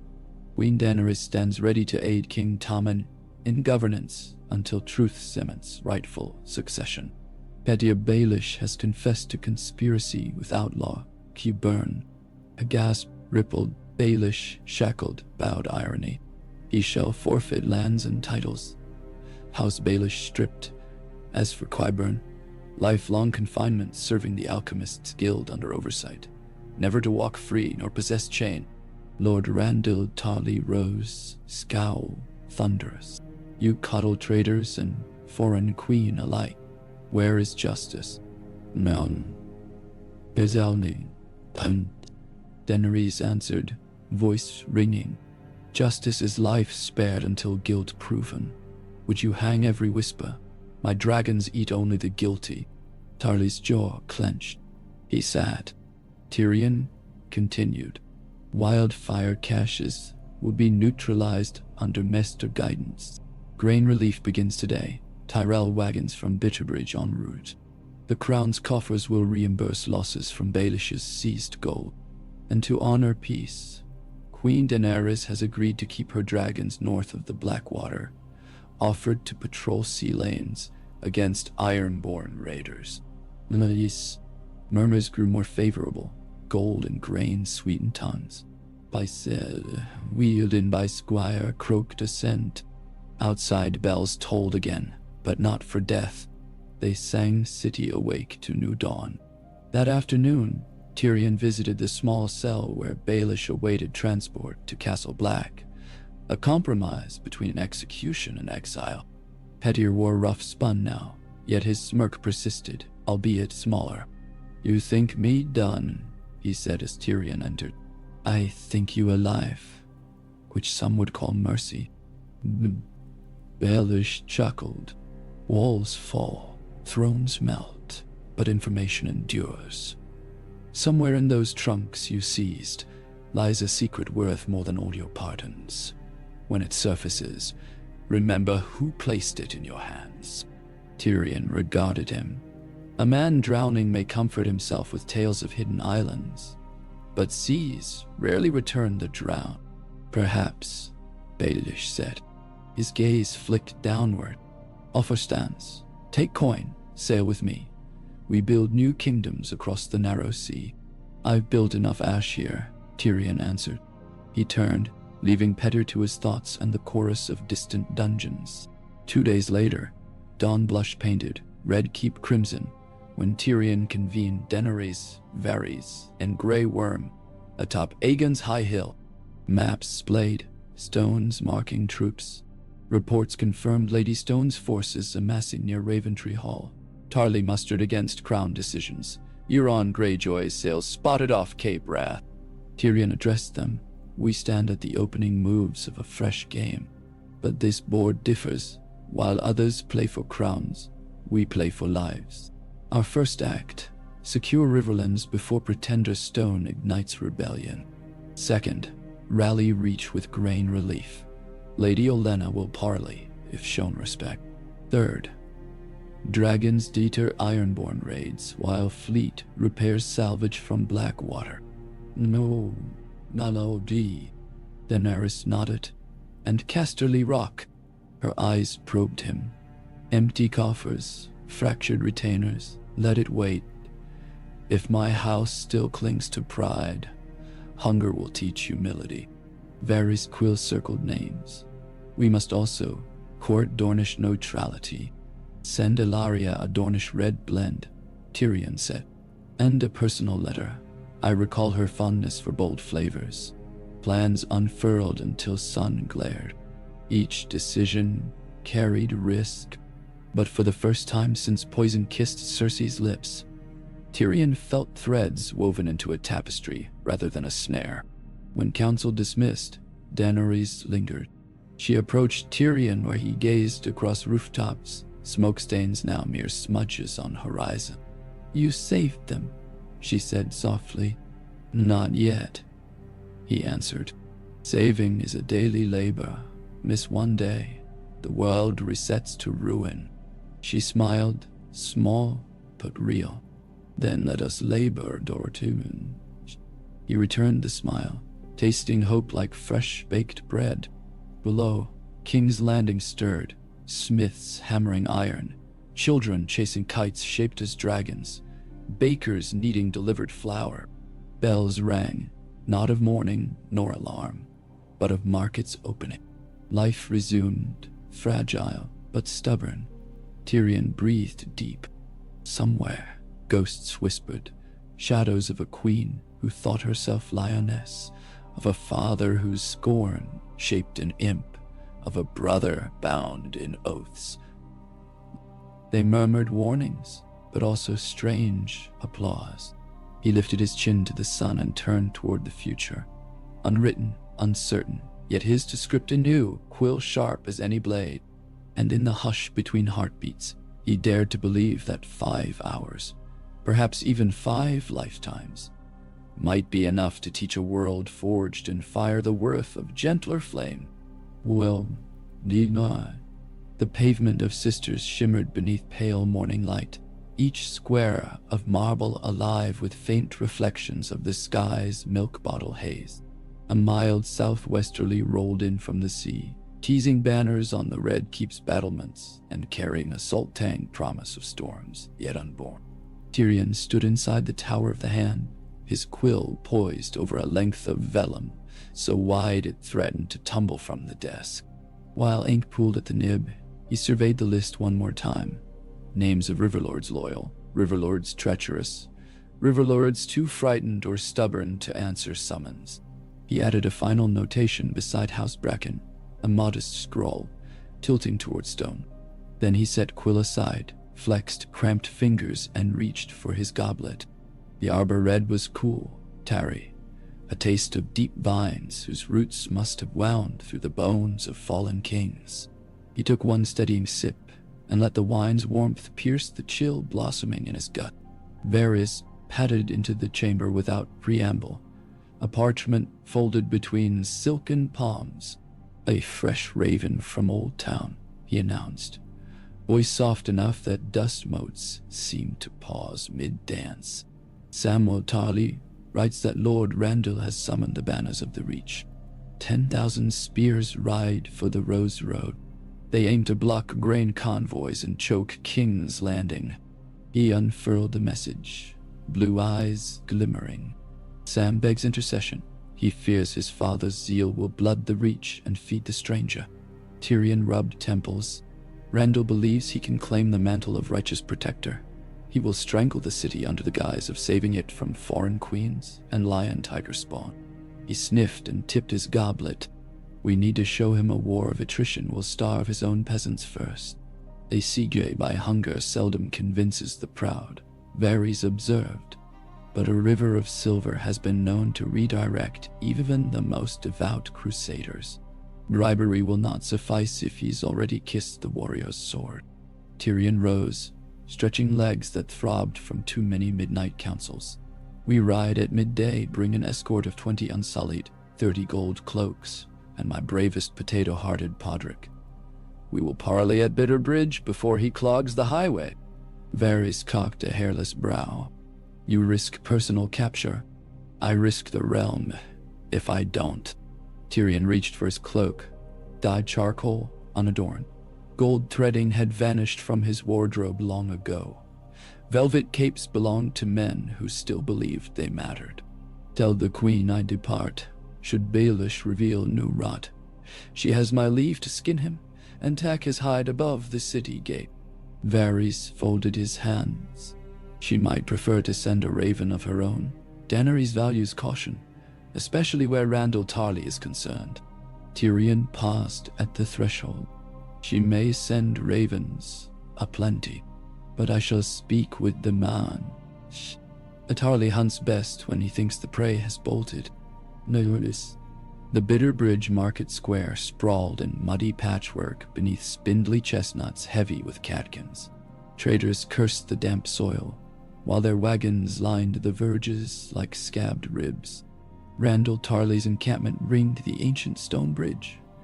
Banners flapping brown and green, sigils of huntsman and boar intermingled lesser houses, sworn by oath or forced by levy. Smoke from cook fires wove into a low-lying fog. Above it, the cry of marsh cranes echoed hollow, echoing the hush that fell when Tyrion's party trotted into view. Tarly himself stood at a makeshift dais of planks laid across ale casks, armor polished to winter glare. His face, leathered by sun and contempt, tightened at the sight of the dwarf, but he gestured for approach. As Tyrion dismounted, mud splashed across his boots. Podrick moved to wipe them. Tyrion waved him off. No amount of scrubbing would change the battlefield to marble. Lord Randyll, Tyrion stated with curt respect, we meet again under gray skies. Tarly's reply carved the chill air. I see the rumor of your appointment was not exaggeration. A Lannister cur now stands leash in hand guiding a Targaryen bitch. Around them, spears rattled. Grey Worm's face remained carved ivory. Tyrion forced a thin smile. Interesting metaphor, though inaccurate. The leash often runs both ways. You ride with foreign eunuchs and sellswords, tongues wagging about mercy and justice. King's Landing stinks of smoke worse than any battlefield. Did my king's mother not die 2 nights passed by your hand? She died by mine, yes. By mine so others would not die by hers. Tyrion glanced at the crowd. Men's faces screwed with either confusion or loathing. Women clutched shawls, children peeked from behind cartwheels. I bring grain caravans, vast stores gifted to the city and to the Reach, both, courtesy of Queen Daenerys and the Tyrell larders. Block the Rose Road and you starve your own as well. Tarly's gauntlet scraped across breastplate. The Reach fed Westeros for centuries without bending knee to foreign dragons. We can feed ourselves. Perhaps, Tyrion said, voice low, but you cannot eat pride. Your son Samwell sees the emptiness of this course. He pleads you turn aside. Nandersenia. Randyll's cheeks flushed. My son is a soft-bellied scholar who would sooner cuddle books than wield steel. His gaze flicked to the unsullied line. You think to frighten me with castrates. I think to avoid killing anyone at all. Tyrion stepped onto the dais, meeting Tarly's taller frame eye to eye. Or eye to chest, at least. Listen well. Baelish's stench of treason lingers. Qyburn's wildfire theft nearly incinerated your grain as it traveled north. Lady Stone gathers river knights eager to slit Tyrell throats and paint the Mander crimson. Enemy is not the Dragon Queen who offers bread. Enemy is the viper promising crowns fashioned of barbed lies. One. A murmur rippled behind Tarly. Sir Hyla Hunt cleared his throat, shifted weight. Lord Meadows whispered to his captain. Tarly sensed a wavering and scowl. I swore allegiance to King Tommen Baratheon, not to Daenerys Stormborn. Then keep your oath, Tyrion countered. For Daenerys now stands as his sworn protector, guarding the boy's crown while we excise vipers. She will not sit the Iron Throne until chaos subsides. Assist us, and the Reach keeps its harvests intact. Its daughters wed to knights, not corpses. Oppose, and when Lady Stone's fires spread, you'll find yourself fighting a war on 3 fronts. Nati, Mrs. Empty. Randall drew a breath, taut as bowstring. In his eyes, Tyrion saw the arithmetics of war, supply lines, winter's approach. After agonizing heartbeats, the Lord's shoulders eased a fraction. 3 days, he said. Prove that Stone rises in rebellion. Produce proof of Baelish's plotting beyond this wildfire charade. If you cannot, the Reach marches. Tyrion inclined his head. 3 days suffice. He turned away before Tarly perceived relief flicker in his gaze. Night fell on the encampment, with a hush broken only by distant owls, and the occasional challenge shouted across lamplit picket lines. Tyrion huddled within a canvas pavilion lent by Surfoot, quills scratching across parchment. Orders to Bronn commanding covert riders to shadow Lady Stone's army. Missives for Old Town maesters requesting any account of Blackfire lineage. A brief note to Samwell. Hold faith, hold fun. He sealed each with black wax, imprinting his broken chain sigil. Grey Worm stepped inside, helm tucked beneath arm. Captain reports scouts capture man near river. Claims message for hand. Tyrion tugged fur-lined cloak tight. Ring him. Moments later, 2 unsullied ushered a mud-caked youth whose cheeks shivered. Though clad in leathers crusted with marsh algae, the boy's posture betrayed military drill. Tyrion gestured. Speak. The boy swallowed. From Hollow Hill, my lord. Lady Stone bids parley tomorrow at dawn, Crossroads Shrine o' the Seven. He licked lips. Says she has proof of Baelish's betrayal and Tarly's demise if you won't kneel. Tyrion's brows rose. Bold for a rebel. Aye, my lord. She says you traffic with dragons, but she traffics with prophecy. He dismissed the messenger under guard and turned to Grey Worm. Prepare dawn ride, just 4 of us. Low banners. If Lady Stone wishes to talk, we oblige, but ready steel for deceit. Nunda, nadenodadi, nidib de down, nidinshu, goda. Nabto. That night, Tyrion slept wrapped in a cloak on camp cot, dreams gnawed by mismatched memories. Cersei's purpled face, wildfire shimmering behind closed lids. A stone-walled cellar where Tywin's corpse hissed as if still alive. He woke before dawn soaked in sweat, heart drumming as if ravens flapped in his chest. The Crossroads Shrine stood at a lonely juncture where the Roserad met the weedy causeway to Hayford. 7 half-weathered statues lined a mossy plinth overlooked by willows whose branches trailed like ragged veils. Mist clung thick, muffling hoofbeats. Tyrion, atop a dapple gray, advanced with Podrick, Grey Worm, and a single gold cloak named Brecke. No flags announced them. Even their swords wore gray cloth to avoid morning glint. From the hay-scented murk emerged shadows.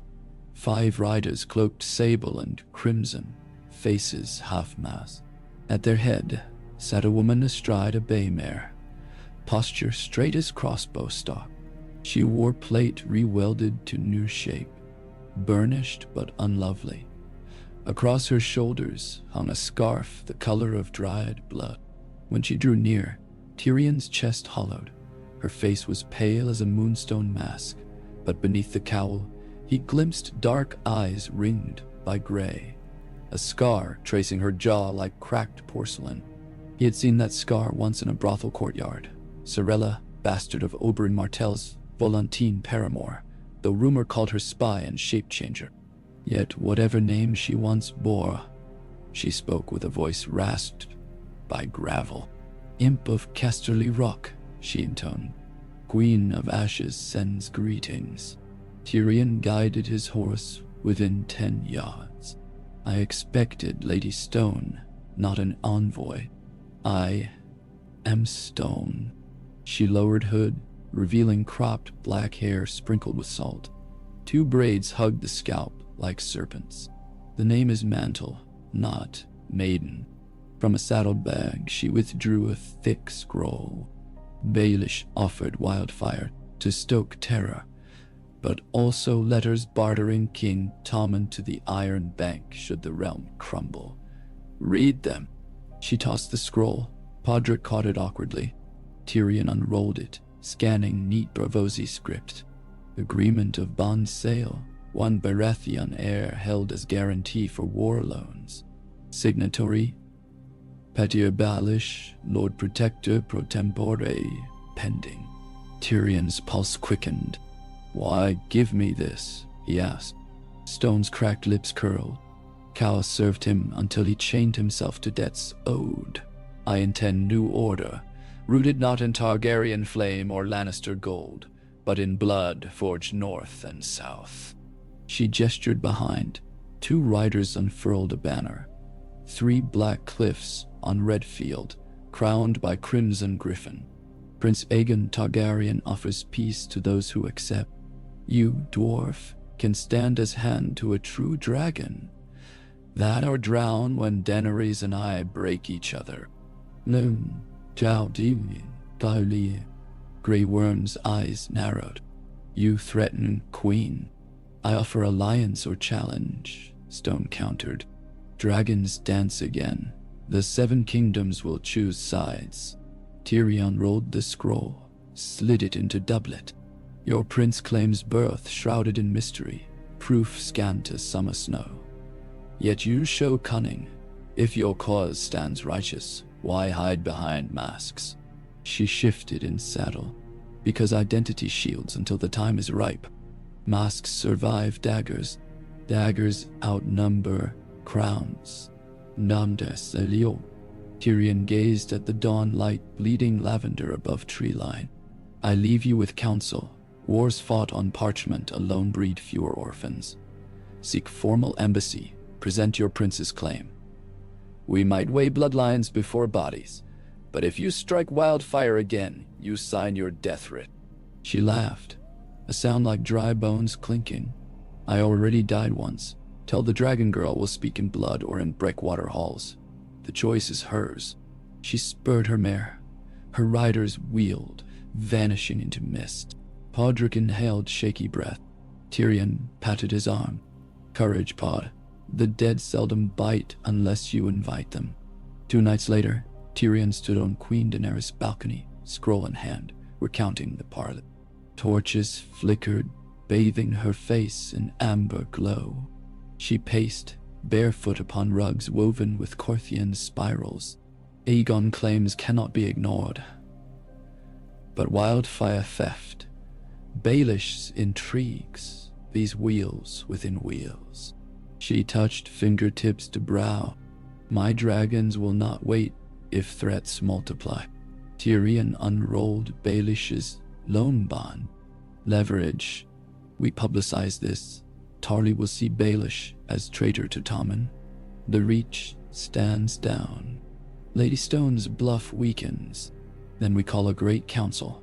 All claims, all sachets of blood, weighed beneath the gods' eyes." "Nyamai, Lucy, Tydornia." Daenerys halted. "You trust lords to choose fairly. I trust them to choose survivable outcomes." Tyrion's smile tasted of copper. Daemon Blackfire fell because lords tired of endless conflict. Offer them stable throne, they'll follow the first banner that guarantees harvest. If that banner carries dragons and dwarfs hand in hand, so be it. She settled beside him, gaze drifting to Blackwater's black mirror. You speak of councils and ledgers, but fire may still answer. If stone deals again in wildfire, then she drowns in it, Tyrion said.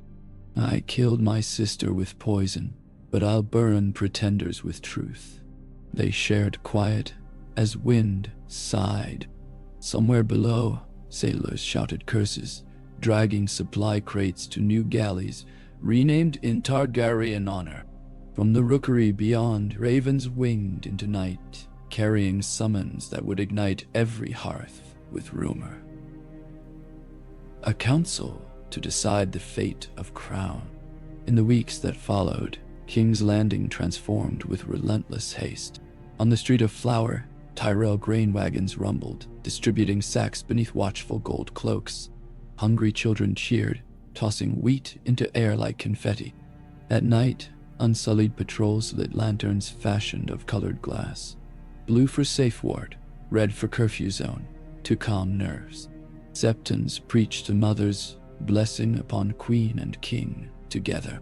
Scribes recorded each donation, each riot averted, each new rumor of dragons roosting far across the bay. Tyrion orchestrated from his tower, quills flying like sparrows. He dispatched Bronn West with 500 crossbowmen to fortify the Gold Road. The Ironborn, hearing dragons soared near capital, veered for less perilous plunder. He sent Podrick to quietly restore orphan funds, embezzled by Baelish's footpad network. Pod returned flushed with pride, pockets jangling with confiscated silver. He locked horns with maesters over alchemical neutralization, standing inside subterranean catacombs as volatile green ooze hissed within iron cauldrons until powdered obsidian rendered it inert.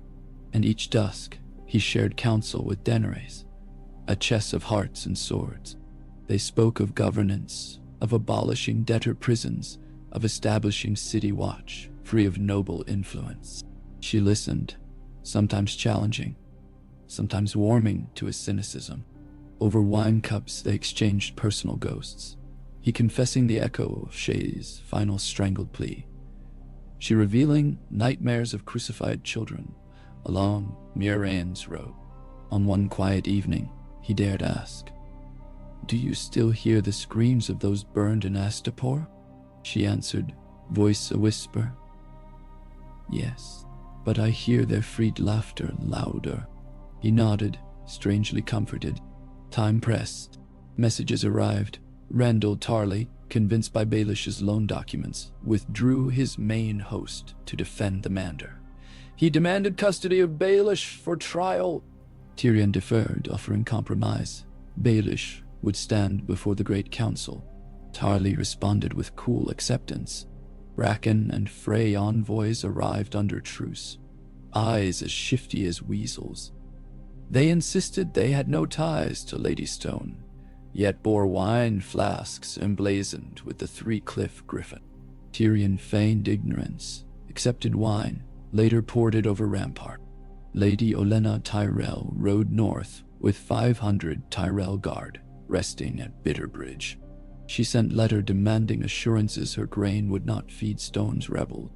Tyrion answered with full ledgers, illustrating distributions, plus offer to rename the crown's next harvest levy, the Reach Relief. She laughed. He heard through rumor and agreed. Yet shadow threatened still. Qyburn, caged, produced diagrams of human anatomy annotated with cryptic notations. Laboratory silhouettes, he called them. When Maester Franken examined, he found a plan for reanimated corpse soldiers, hearts pumped by bellows filled with wildfire vapor. Tyrion ordered the scrolls burned. Qyburn merely smiled as if the act fulfilled a prophecy only he could read.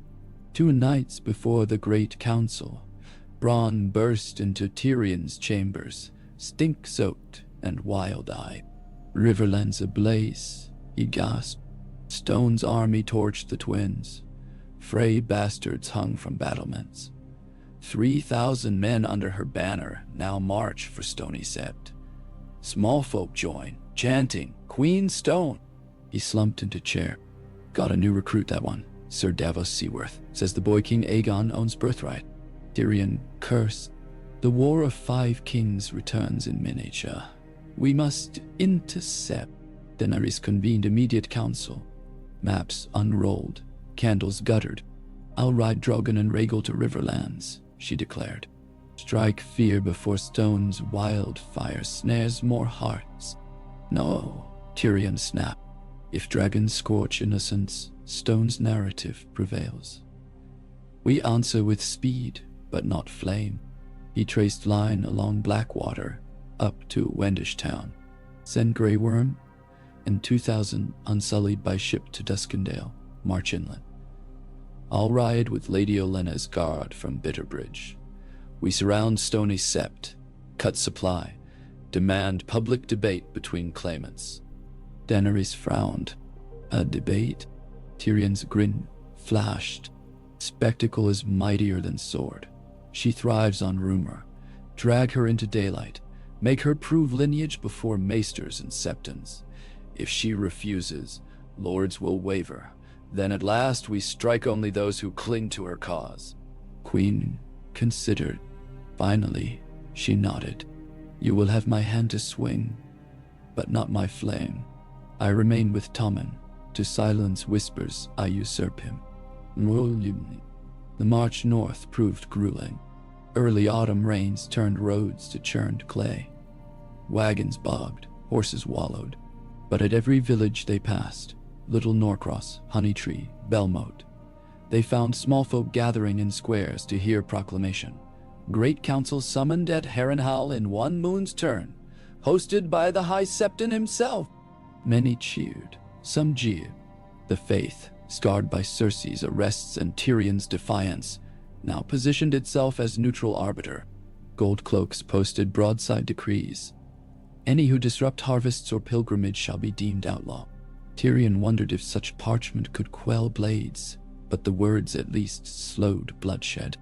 When he reached Stony Sept's outskirts, the air thrummed with tension. Lady Stone's banners encircled half the town. Makeshift trebuchets fashioned from felled oaks, wagons stacked like ramparts. Prefect Grey Worm's unsullied advanced from east, silent phalanx glinting silver beneath watery sun. Tyrioin Guard under Sir Daron Redwine formed west flank. On high ground south, Randall Tarley's outriders, having reconsidered their neutrality, shifted like wolves seeking vantage. The town below remained trapped. Its timber eaves sagged from smoke inflicted by Stone's earlier rout of Frey garrison. Tyrion called parley. A pavilion rose in meadow between armies, green canvas, no sigils displayed. Septons from Stony Septi carried the seven-pointed star. Maesters from Rosby lugged dusty codices of genealogies. Weathered benches formed rough amphitheater. Unsullied ringed perimeter with spear stalks planted like sapling forest. At noon, Lady Stone emerged from her encampment, flanked by a grim phalanx of river knights. Heads turned, she now wore a half-helm carved to resemble weeping marble. The visored tears streaked crimson paint. Behind her, a tall youth strode, shoulders broad, eyes indigo. His cloak shimmered purple-trimmed silver. On chest gleamed black, three-headed dragon crowned scarlet. Tyrion's breath stilled. If deception, it was master-crafted. The boy looked a Targaryen prince risen from old tapestries. The crowd parted as Tyrion advanced. Lady Stone raised hand. Knights halted. "We answer call," she said, voice echoing under helm. Tyrion gestured to seating. "Evidence first. Maesters stand ready." She motioned to youth. "Prince Aegon, son of Prince Rhaegar Targaryen, presents proof." The boy stepped forward, produced a golden locket. Inside, 2 locks of hair entwined, one silver, one black. Maester Bennick approached with trembling tweezers, removed sample. Another maester trimmed strand from the boy's hair. They lit braziers. prepared reagents of walnut and ash to test Valyrian bloodline markers, a secret art from Dragonstone. While Maesters worked, Tyrion and Stone circled each other in tense orbit. "If he is Rhaegar's issue," Tyrion observed. Stone's helm tilted. "This council halls ignored rightful heirs before. Fire is language power understands." She removed helm. The crowd gasped. Her face, though weather-scarred, revealed Arianne Martell's features, but older. Eyes hardened by years. Tyrion's mind reeled. Arianne vanished after outbreak of plague in Sunspear. Many believed her drowned on voyage to Lys. "You see truth," she said quietly. "I bore Aegon in exile. My father lost faith in alliances. He hid us among Dornish cousins. When news of Red Wedding reached, faith died. I raised him to reclaim father's dream. Cersei's tyrannies and your wildfire farce only proved cause." "Woe, Miri." Tyrion's jaw slackened. "Prince Rhaegar wed Elia Martell. 2 children perished in sacking." "Alyri told," she hissed. "Viserys smuggled infant Aegon to Sunspear. Elia died. Yes, I, his paramour, nursed child as own." She clasped locket close. Now history stands at gate. Drums of tension rattled camp edges. Tarly's banners fluttered. Tyrell ranks bristled. The Maesters returned, vials tinged with burgundy. Maester Bennick, cleared throat. "RSA indicates Valyrian lineage strong. Identical in both samples. This youth bears blood of the dragon." A hush washed across meadow, broken by a neigh of restless horse. Tyrion inhaled slowly. "Blood alone crowns none." "What is your claim for rule, Prince Aegon?" The youth's voice rang clear. "I will end petty wars, restore realm broken by Lannisters, and seat Martell line as equals, not victims. Sister Daenerys need not yield. We might share governance." Tyrion studied him, earnest, perhaps naive. Yet behind stood Lady Stone, Arianne, eyes blazing with vengeance, older than thrones. He weighed prospects. Daenerys, forged by deserts and flames. Aegon, shaped in shadows. 2 dragons, 1 realm. He stepped forward. "Then present yourself at Harrenhal's great council. Let lords weigh hearts and harvests. No wildfire, no swords." Lady Stone crossed arms. "Words vanish once wind shifts. We demand hostage. Baelish, alive to answer price of wildfire. Present him, and we ride to council under truce." Tyrion deliberated seconds that felt seasons. Baelish's ledger still unlocked webs, but his presence now endangered delicate balance. "Agreed," he said. "Baelish will be delivered to Maester custody at Harrenhal. Any blade drawn on Root Void's bargain." She inclined her head. "So sworn." She turned, leading Entourage back to camp. Horse hooves thudded soft earth like drumbeat of awakening giant. Grey Worm exhaled beside Tyrion. "Wise?" "No," Tyrion muttered. "Necessary." He watched her recede, wondered which viper he had just set loose in the council's cradle. Baelish's transport commenced at sunrise. A gilded cage of riveted steel, mockery of his gilded life, was mounted to wagon drawn by oxen. Gold cloaks escorted, flanked by Tarly outriders and unsullied archers. Baelish reclined on a cushioned bench inside, smirk unbending. "Off to new venture," he chirped to Tyrion through bars. "Every ending births opportunity.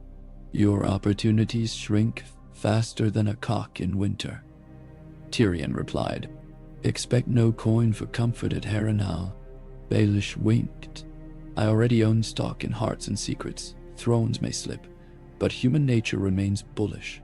Tyrion turned away before rage reawakened.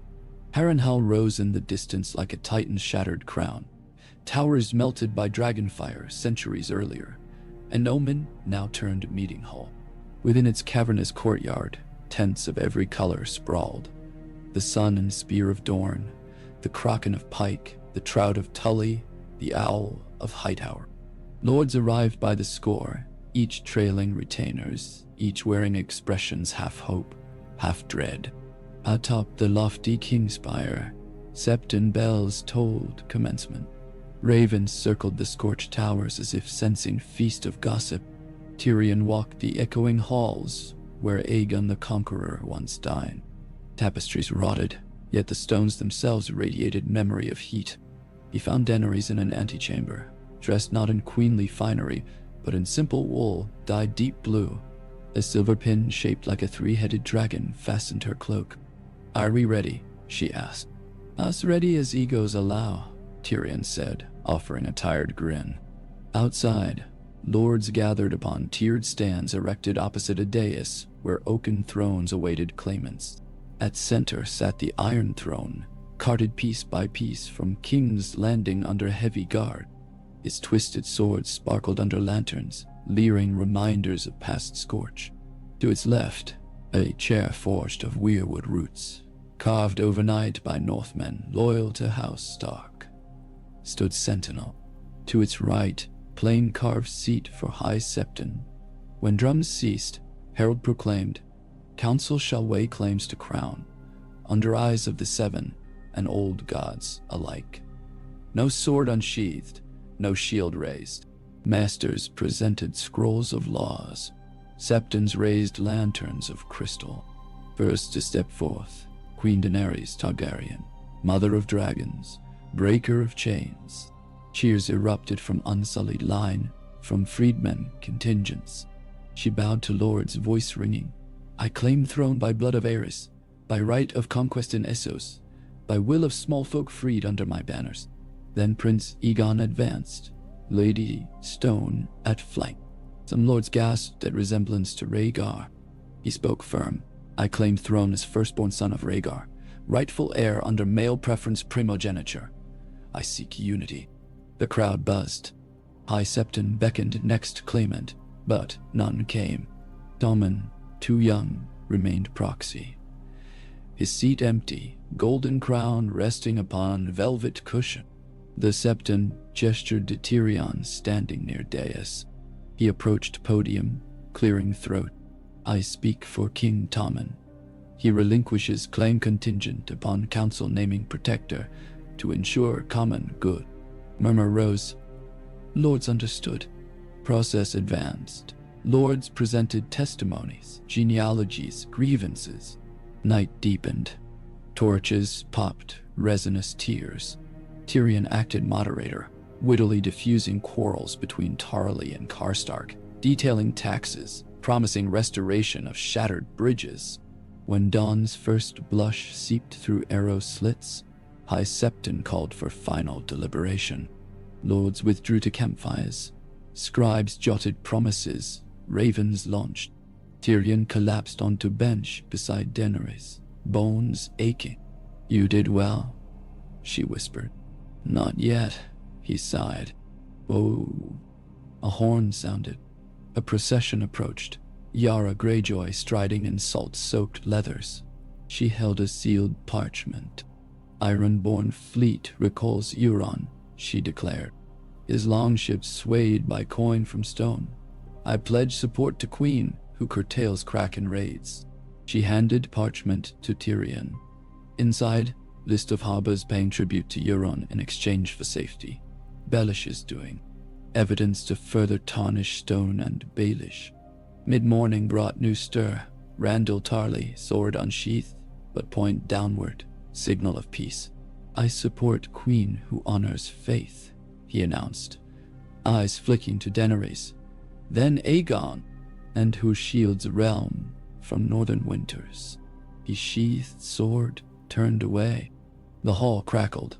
Tarly's weighty endorsement remained uncertain recipient. By noon, votes tallied. Many reach and crownlands. Lords leaned toward Daenerys. Riverlands and stormlands fractured. Doran split. Martell bannermen torn between. Kin loyalty to TYRION, and promise of broader peace through Daenerys. High Septon prepared to speak when deafening boom echoed. Dust rained. Screams erupted as one of Harrenhal's melted towers cracked, sending molten scarred stone plummeting into Bailey. People scattered. Tyrion's ears rang. He saw a plume of green fire swirl from rubble.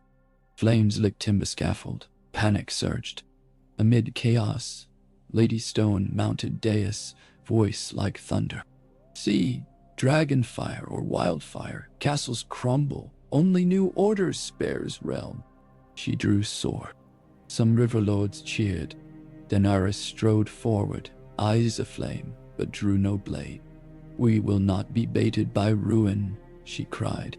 She climbed broken steps of throne dais, standing before iron throne, backlit by fire's viridian glow, arms raised. Lay down arms, douse flames. At her shout, Drogon, circling above after days penned on hillside, swept down with roar that shook stone. Yet he spewed not fire. Instead, beating wings, he stirred violent gusts that smothered wildfire, scattering embers into harmless sparks. The effect awed crowd. Flames suffocated, tower hush regained. Smoke curled skyward. Tyrion exhaled. In stillness that followed, he saw lords drop weapons. Even Lady Stone lowered blade, staring at Dragon's restraint. High Septon, trembling, spoke. I have witnessed sign of the gods. He raised crystal lantern, light catching thousand shards. Queen, who commands fire yet chooses life, holds divine favor. He turned to lords. Voice your choice. One by one, banners dipped toward Daenerys. Tyrell, Tarly, Hightower, Karstark, Manderley. Finally, Prince Doran Martell's envoy stepped. Dorne recognizes Aegon as blood, yet sees realm's salvation in Dragon Queen's mercy. We bend knee. Lady Stone's shoulders slumped. She sheathed sword. Aegon placed hand on hers, whispered. Slowly, they both knelt to Daenerys. All erupted in cries, some sorrowful, many jubilant. Tyrion felt knees weaken, years of war, pain funneled into this moment. Daenerys approached Aegon, lifted him. Brother, she said softly, ride with me. The world is wide enough for two dragons. Cheers thundered. That night, a great feast lit Harrenhal's ruin with laughter. Wine flowed, minstrels played Dornish love ballads. Tyrion sat at trestle near fire, holding goblet but drinking little. He watched lords mingle, Randall Tarly trading jests with Bronn, Varys conversing with Maester Bennick over genealogies. Daenerys found him staring into heart. She seated beside. Why so solemn, my hand? He half smiled. I recall father saying a Lannister always pays his debts. I fear mine keep growing. Liun, to Jalda Dax, Panawan Wo. She followed his gaze to where Tommen, escorted by Sir Balon, fed morsels to stray kitten. The boy will need guardians. Tyrion nodded. I'll serve while he learns governance. Then I retire to a quiet vineyard, write scandalous memoir. She chuckled. You'll do no such thing. Realm will always require your wit. She laid hand on his. But I shall let you believe the delusion. He squeezed her fingers. Your mercy today won you kingdom and saved thousands. He looked at dragon silhouette perched on broken tower, wings folded like chapel roof. You showed them flame can heat without burning. And you, she said, showed me kingdoms can be won with quills sharper than spears. She rose, extended hand. Come, dance before the casks run dry. He accepted, standing on tiptoes to kiss her knuckles in mock gallantry. Together they stepped into mingled throng, music swelling. Overhead, stars blazed in shards of heaven's forward. Weeks later, Coronation Day dawned clear. In King's Landing's dragon pit, rebuilt with coins levied from war profiteers, Daenerys ascended steps to a new throne, cast from Valyrian steel, tempered with non-flammable alloys. No swords barbed its back, only smooth, curling wings symbolizing show. Aegon stood beside, sworn as Prince of Dragonstone and hand to the south. Tyrion, robed in deep burgundy-trimmed black silk, bore the rod of office once brandished by Otto Hightower. Varys carried scroll proclaiming new edicts, abolition of debtor prisondom, rights of small folk to petition crown monthly, limits on lords' levies without council consent. High Septon anointed queen with oil pressed from Memory Grove saplings. Bells peal. Drogon wheeled across sky, breathing flame high above completion line. A display of power, heat felt but distant, like recollection of pain long healed. After ceremony, Tyrion found quiet corner in reconstructed dragon tunnels. Candlelight glimmered on scales of ancient dragon skulls stacked along walls. He exhaled, letting tension bleed. Footsteps approached. Jaime Lannister, hair shorn shorter, face weatherline. He wore simple traveler's cloak. Golden hand gleamed. "Brother," Jaime said, voice edged with exhaustion. "I arrived too late for counsel." Tyrion turned. Emotions tangled. Relief, guilt, lingering resentment. Better late than never. Jaime's eyes flicked to throne, dais visible through archway, where Daenerys greeted congratulators. "You killed her," he said quietly. "I saved city. I mourned sister in my own fashion." Jaime closed eyes. "I would have helped, had you asked." Tyrion shrugged. "Help often arrives, cuffed by regrets." He touched Jaime's arm. "Stay, serve queen with me. Redeem our name." Jaime gazed into dimness, where Dragon Skull's hollow eye sockets stared back. "Perhaps I shall," he murmured. "A kingslayer may yet prevent more kingslaying." They embraced, a brittle but honest clasp. In the months that followed, King's Landing thrummed with renewal. Charred granaries rebuilt, harbor dredged, water mains repaired by Dornish engineers. Daenerys issued decree, funding orphanages using seized Baelish fortunes. Aegon oversaw scholarship programs for former slave sons. Tommen, newly titled Prince of the Crownlands, toured villages distributing grain, his laughter echoing across field. Baelish, imprisoned at Deep Den, penned memoirs promising revelations, but parchment mysteriously mildewed before release. Some said ink inside spelled only his own regrets. Qyburn labored under watch to craft prosthetics for war-maimed, ironically atoning. Lady Stone returned to Sunspear with entourage forging pact. Dorne autonomous in law, allied in defense. There she shed helm and reclaimed name Arianne, mother and princess. Winter snows touched King's Road only lightly that year. Some whispered old gods blessed realm for mercy displayed at Harrenhal. Tyrion dismissed superstition but quietly thanked any deity listening. One fog-heavy dawn, he strolled the gardens outside Red Keep. Lemon trees, transplanted from Dorne at Daenerys' request, flowered white against green.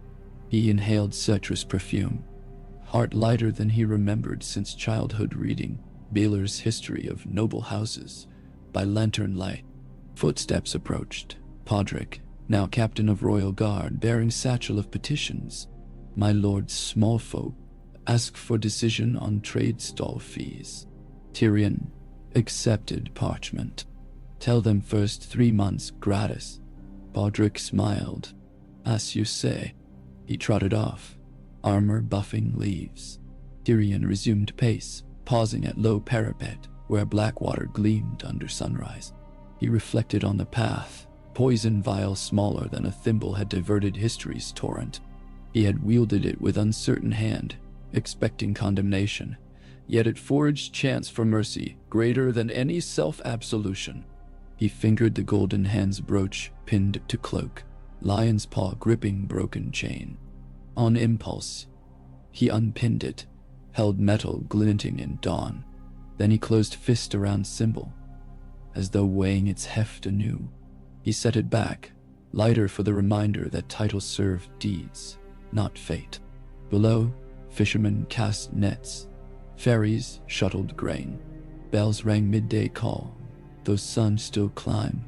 A gust carried distant laughter, perhaps Daenerys sparring with Aegon in practice yard, perhaps Tommen racing kittens along corridor. In that sound layered promise. Tyrion leaned on parapet, whispered to wind, "We did not burn, we chose breath."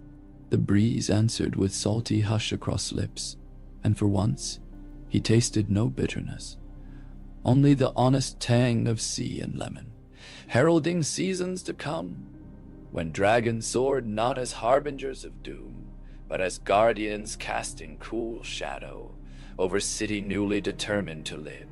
And somewhere, in the hush between gull cries, the ghost of a lioness strutted across memory, purring grudging approval before melting into the gold-lit horizon.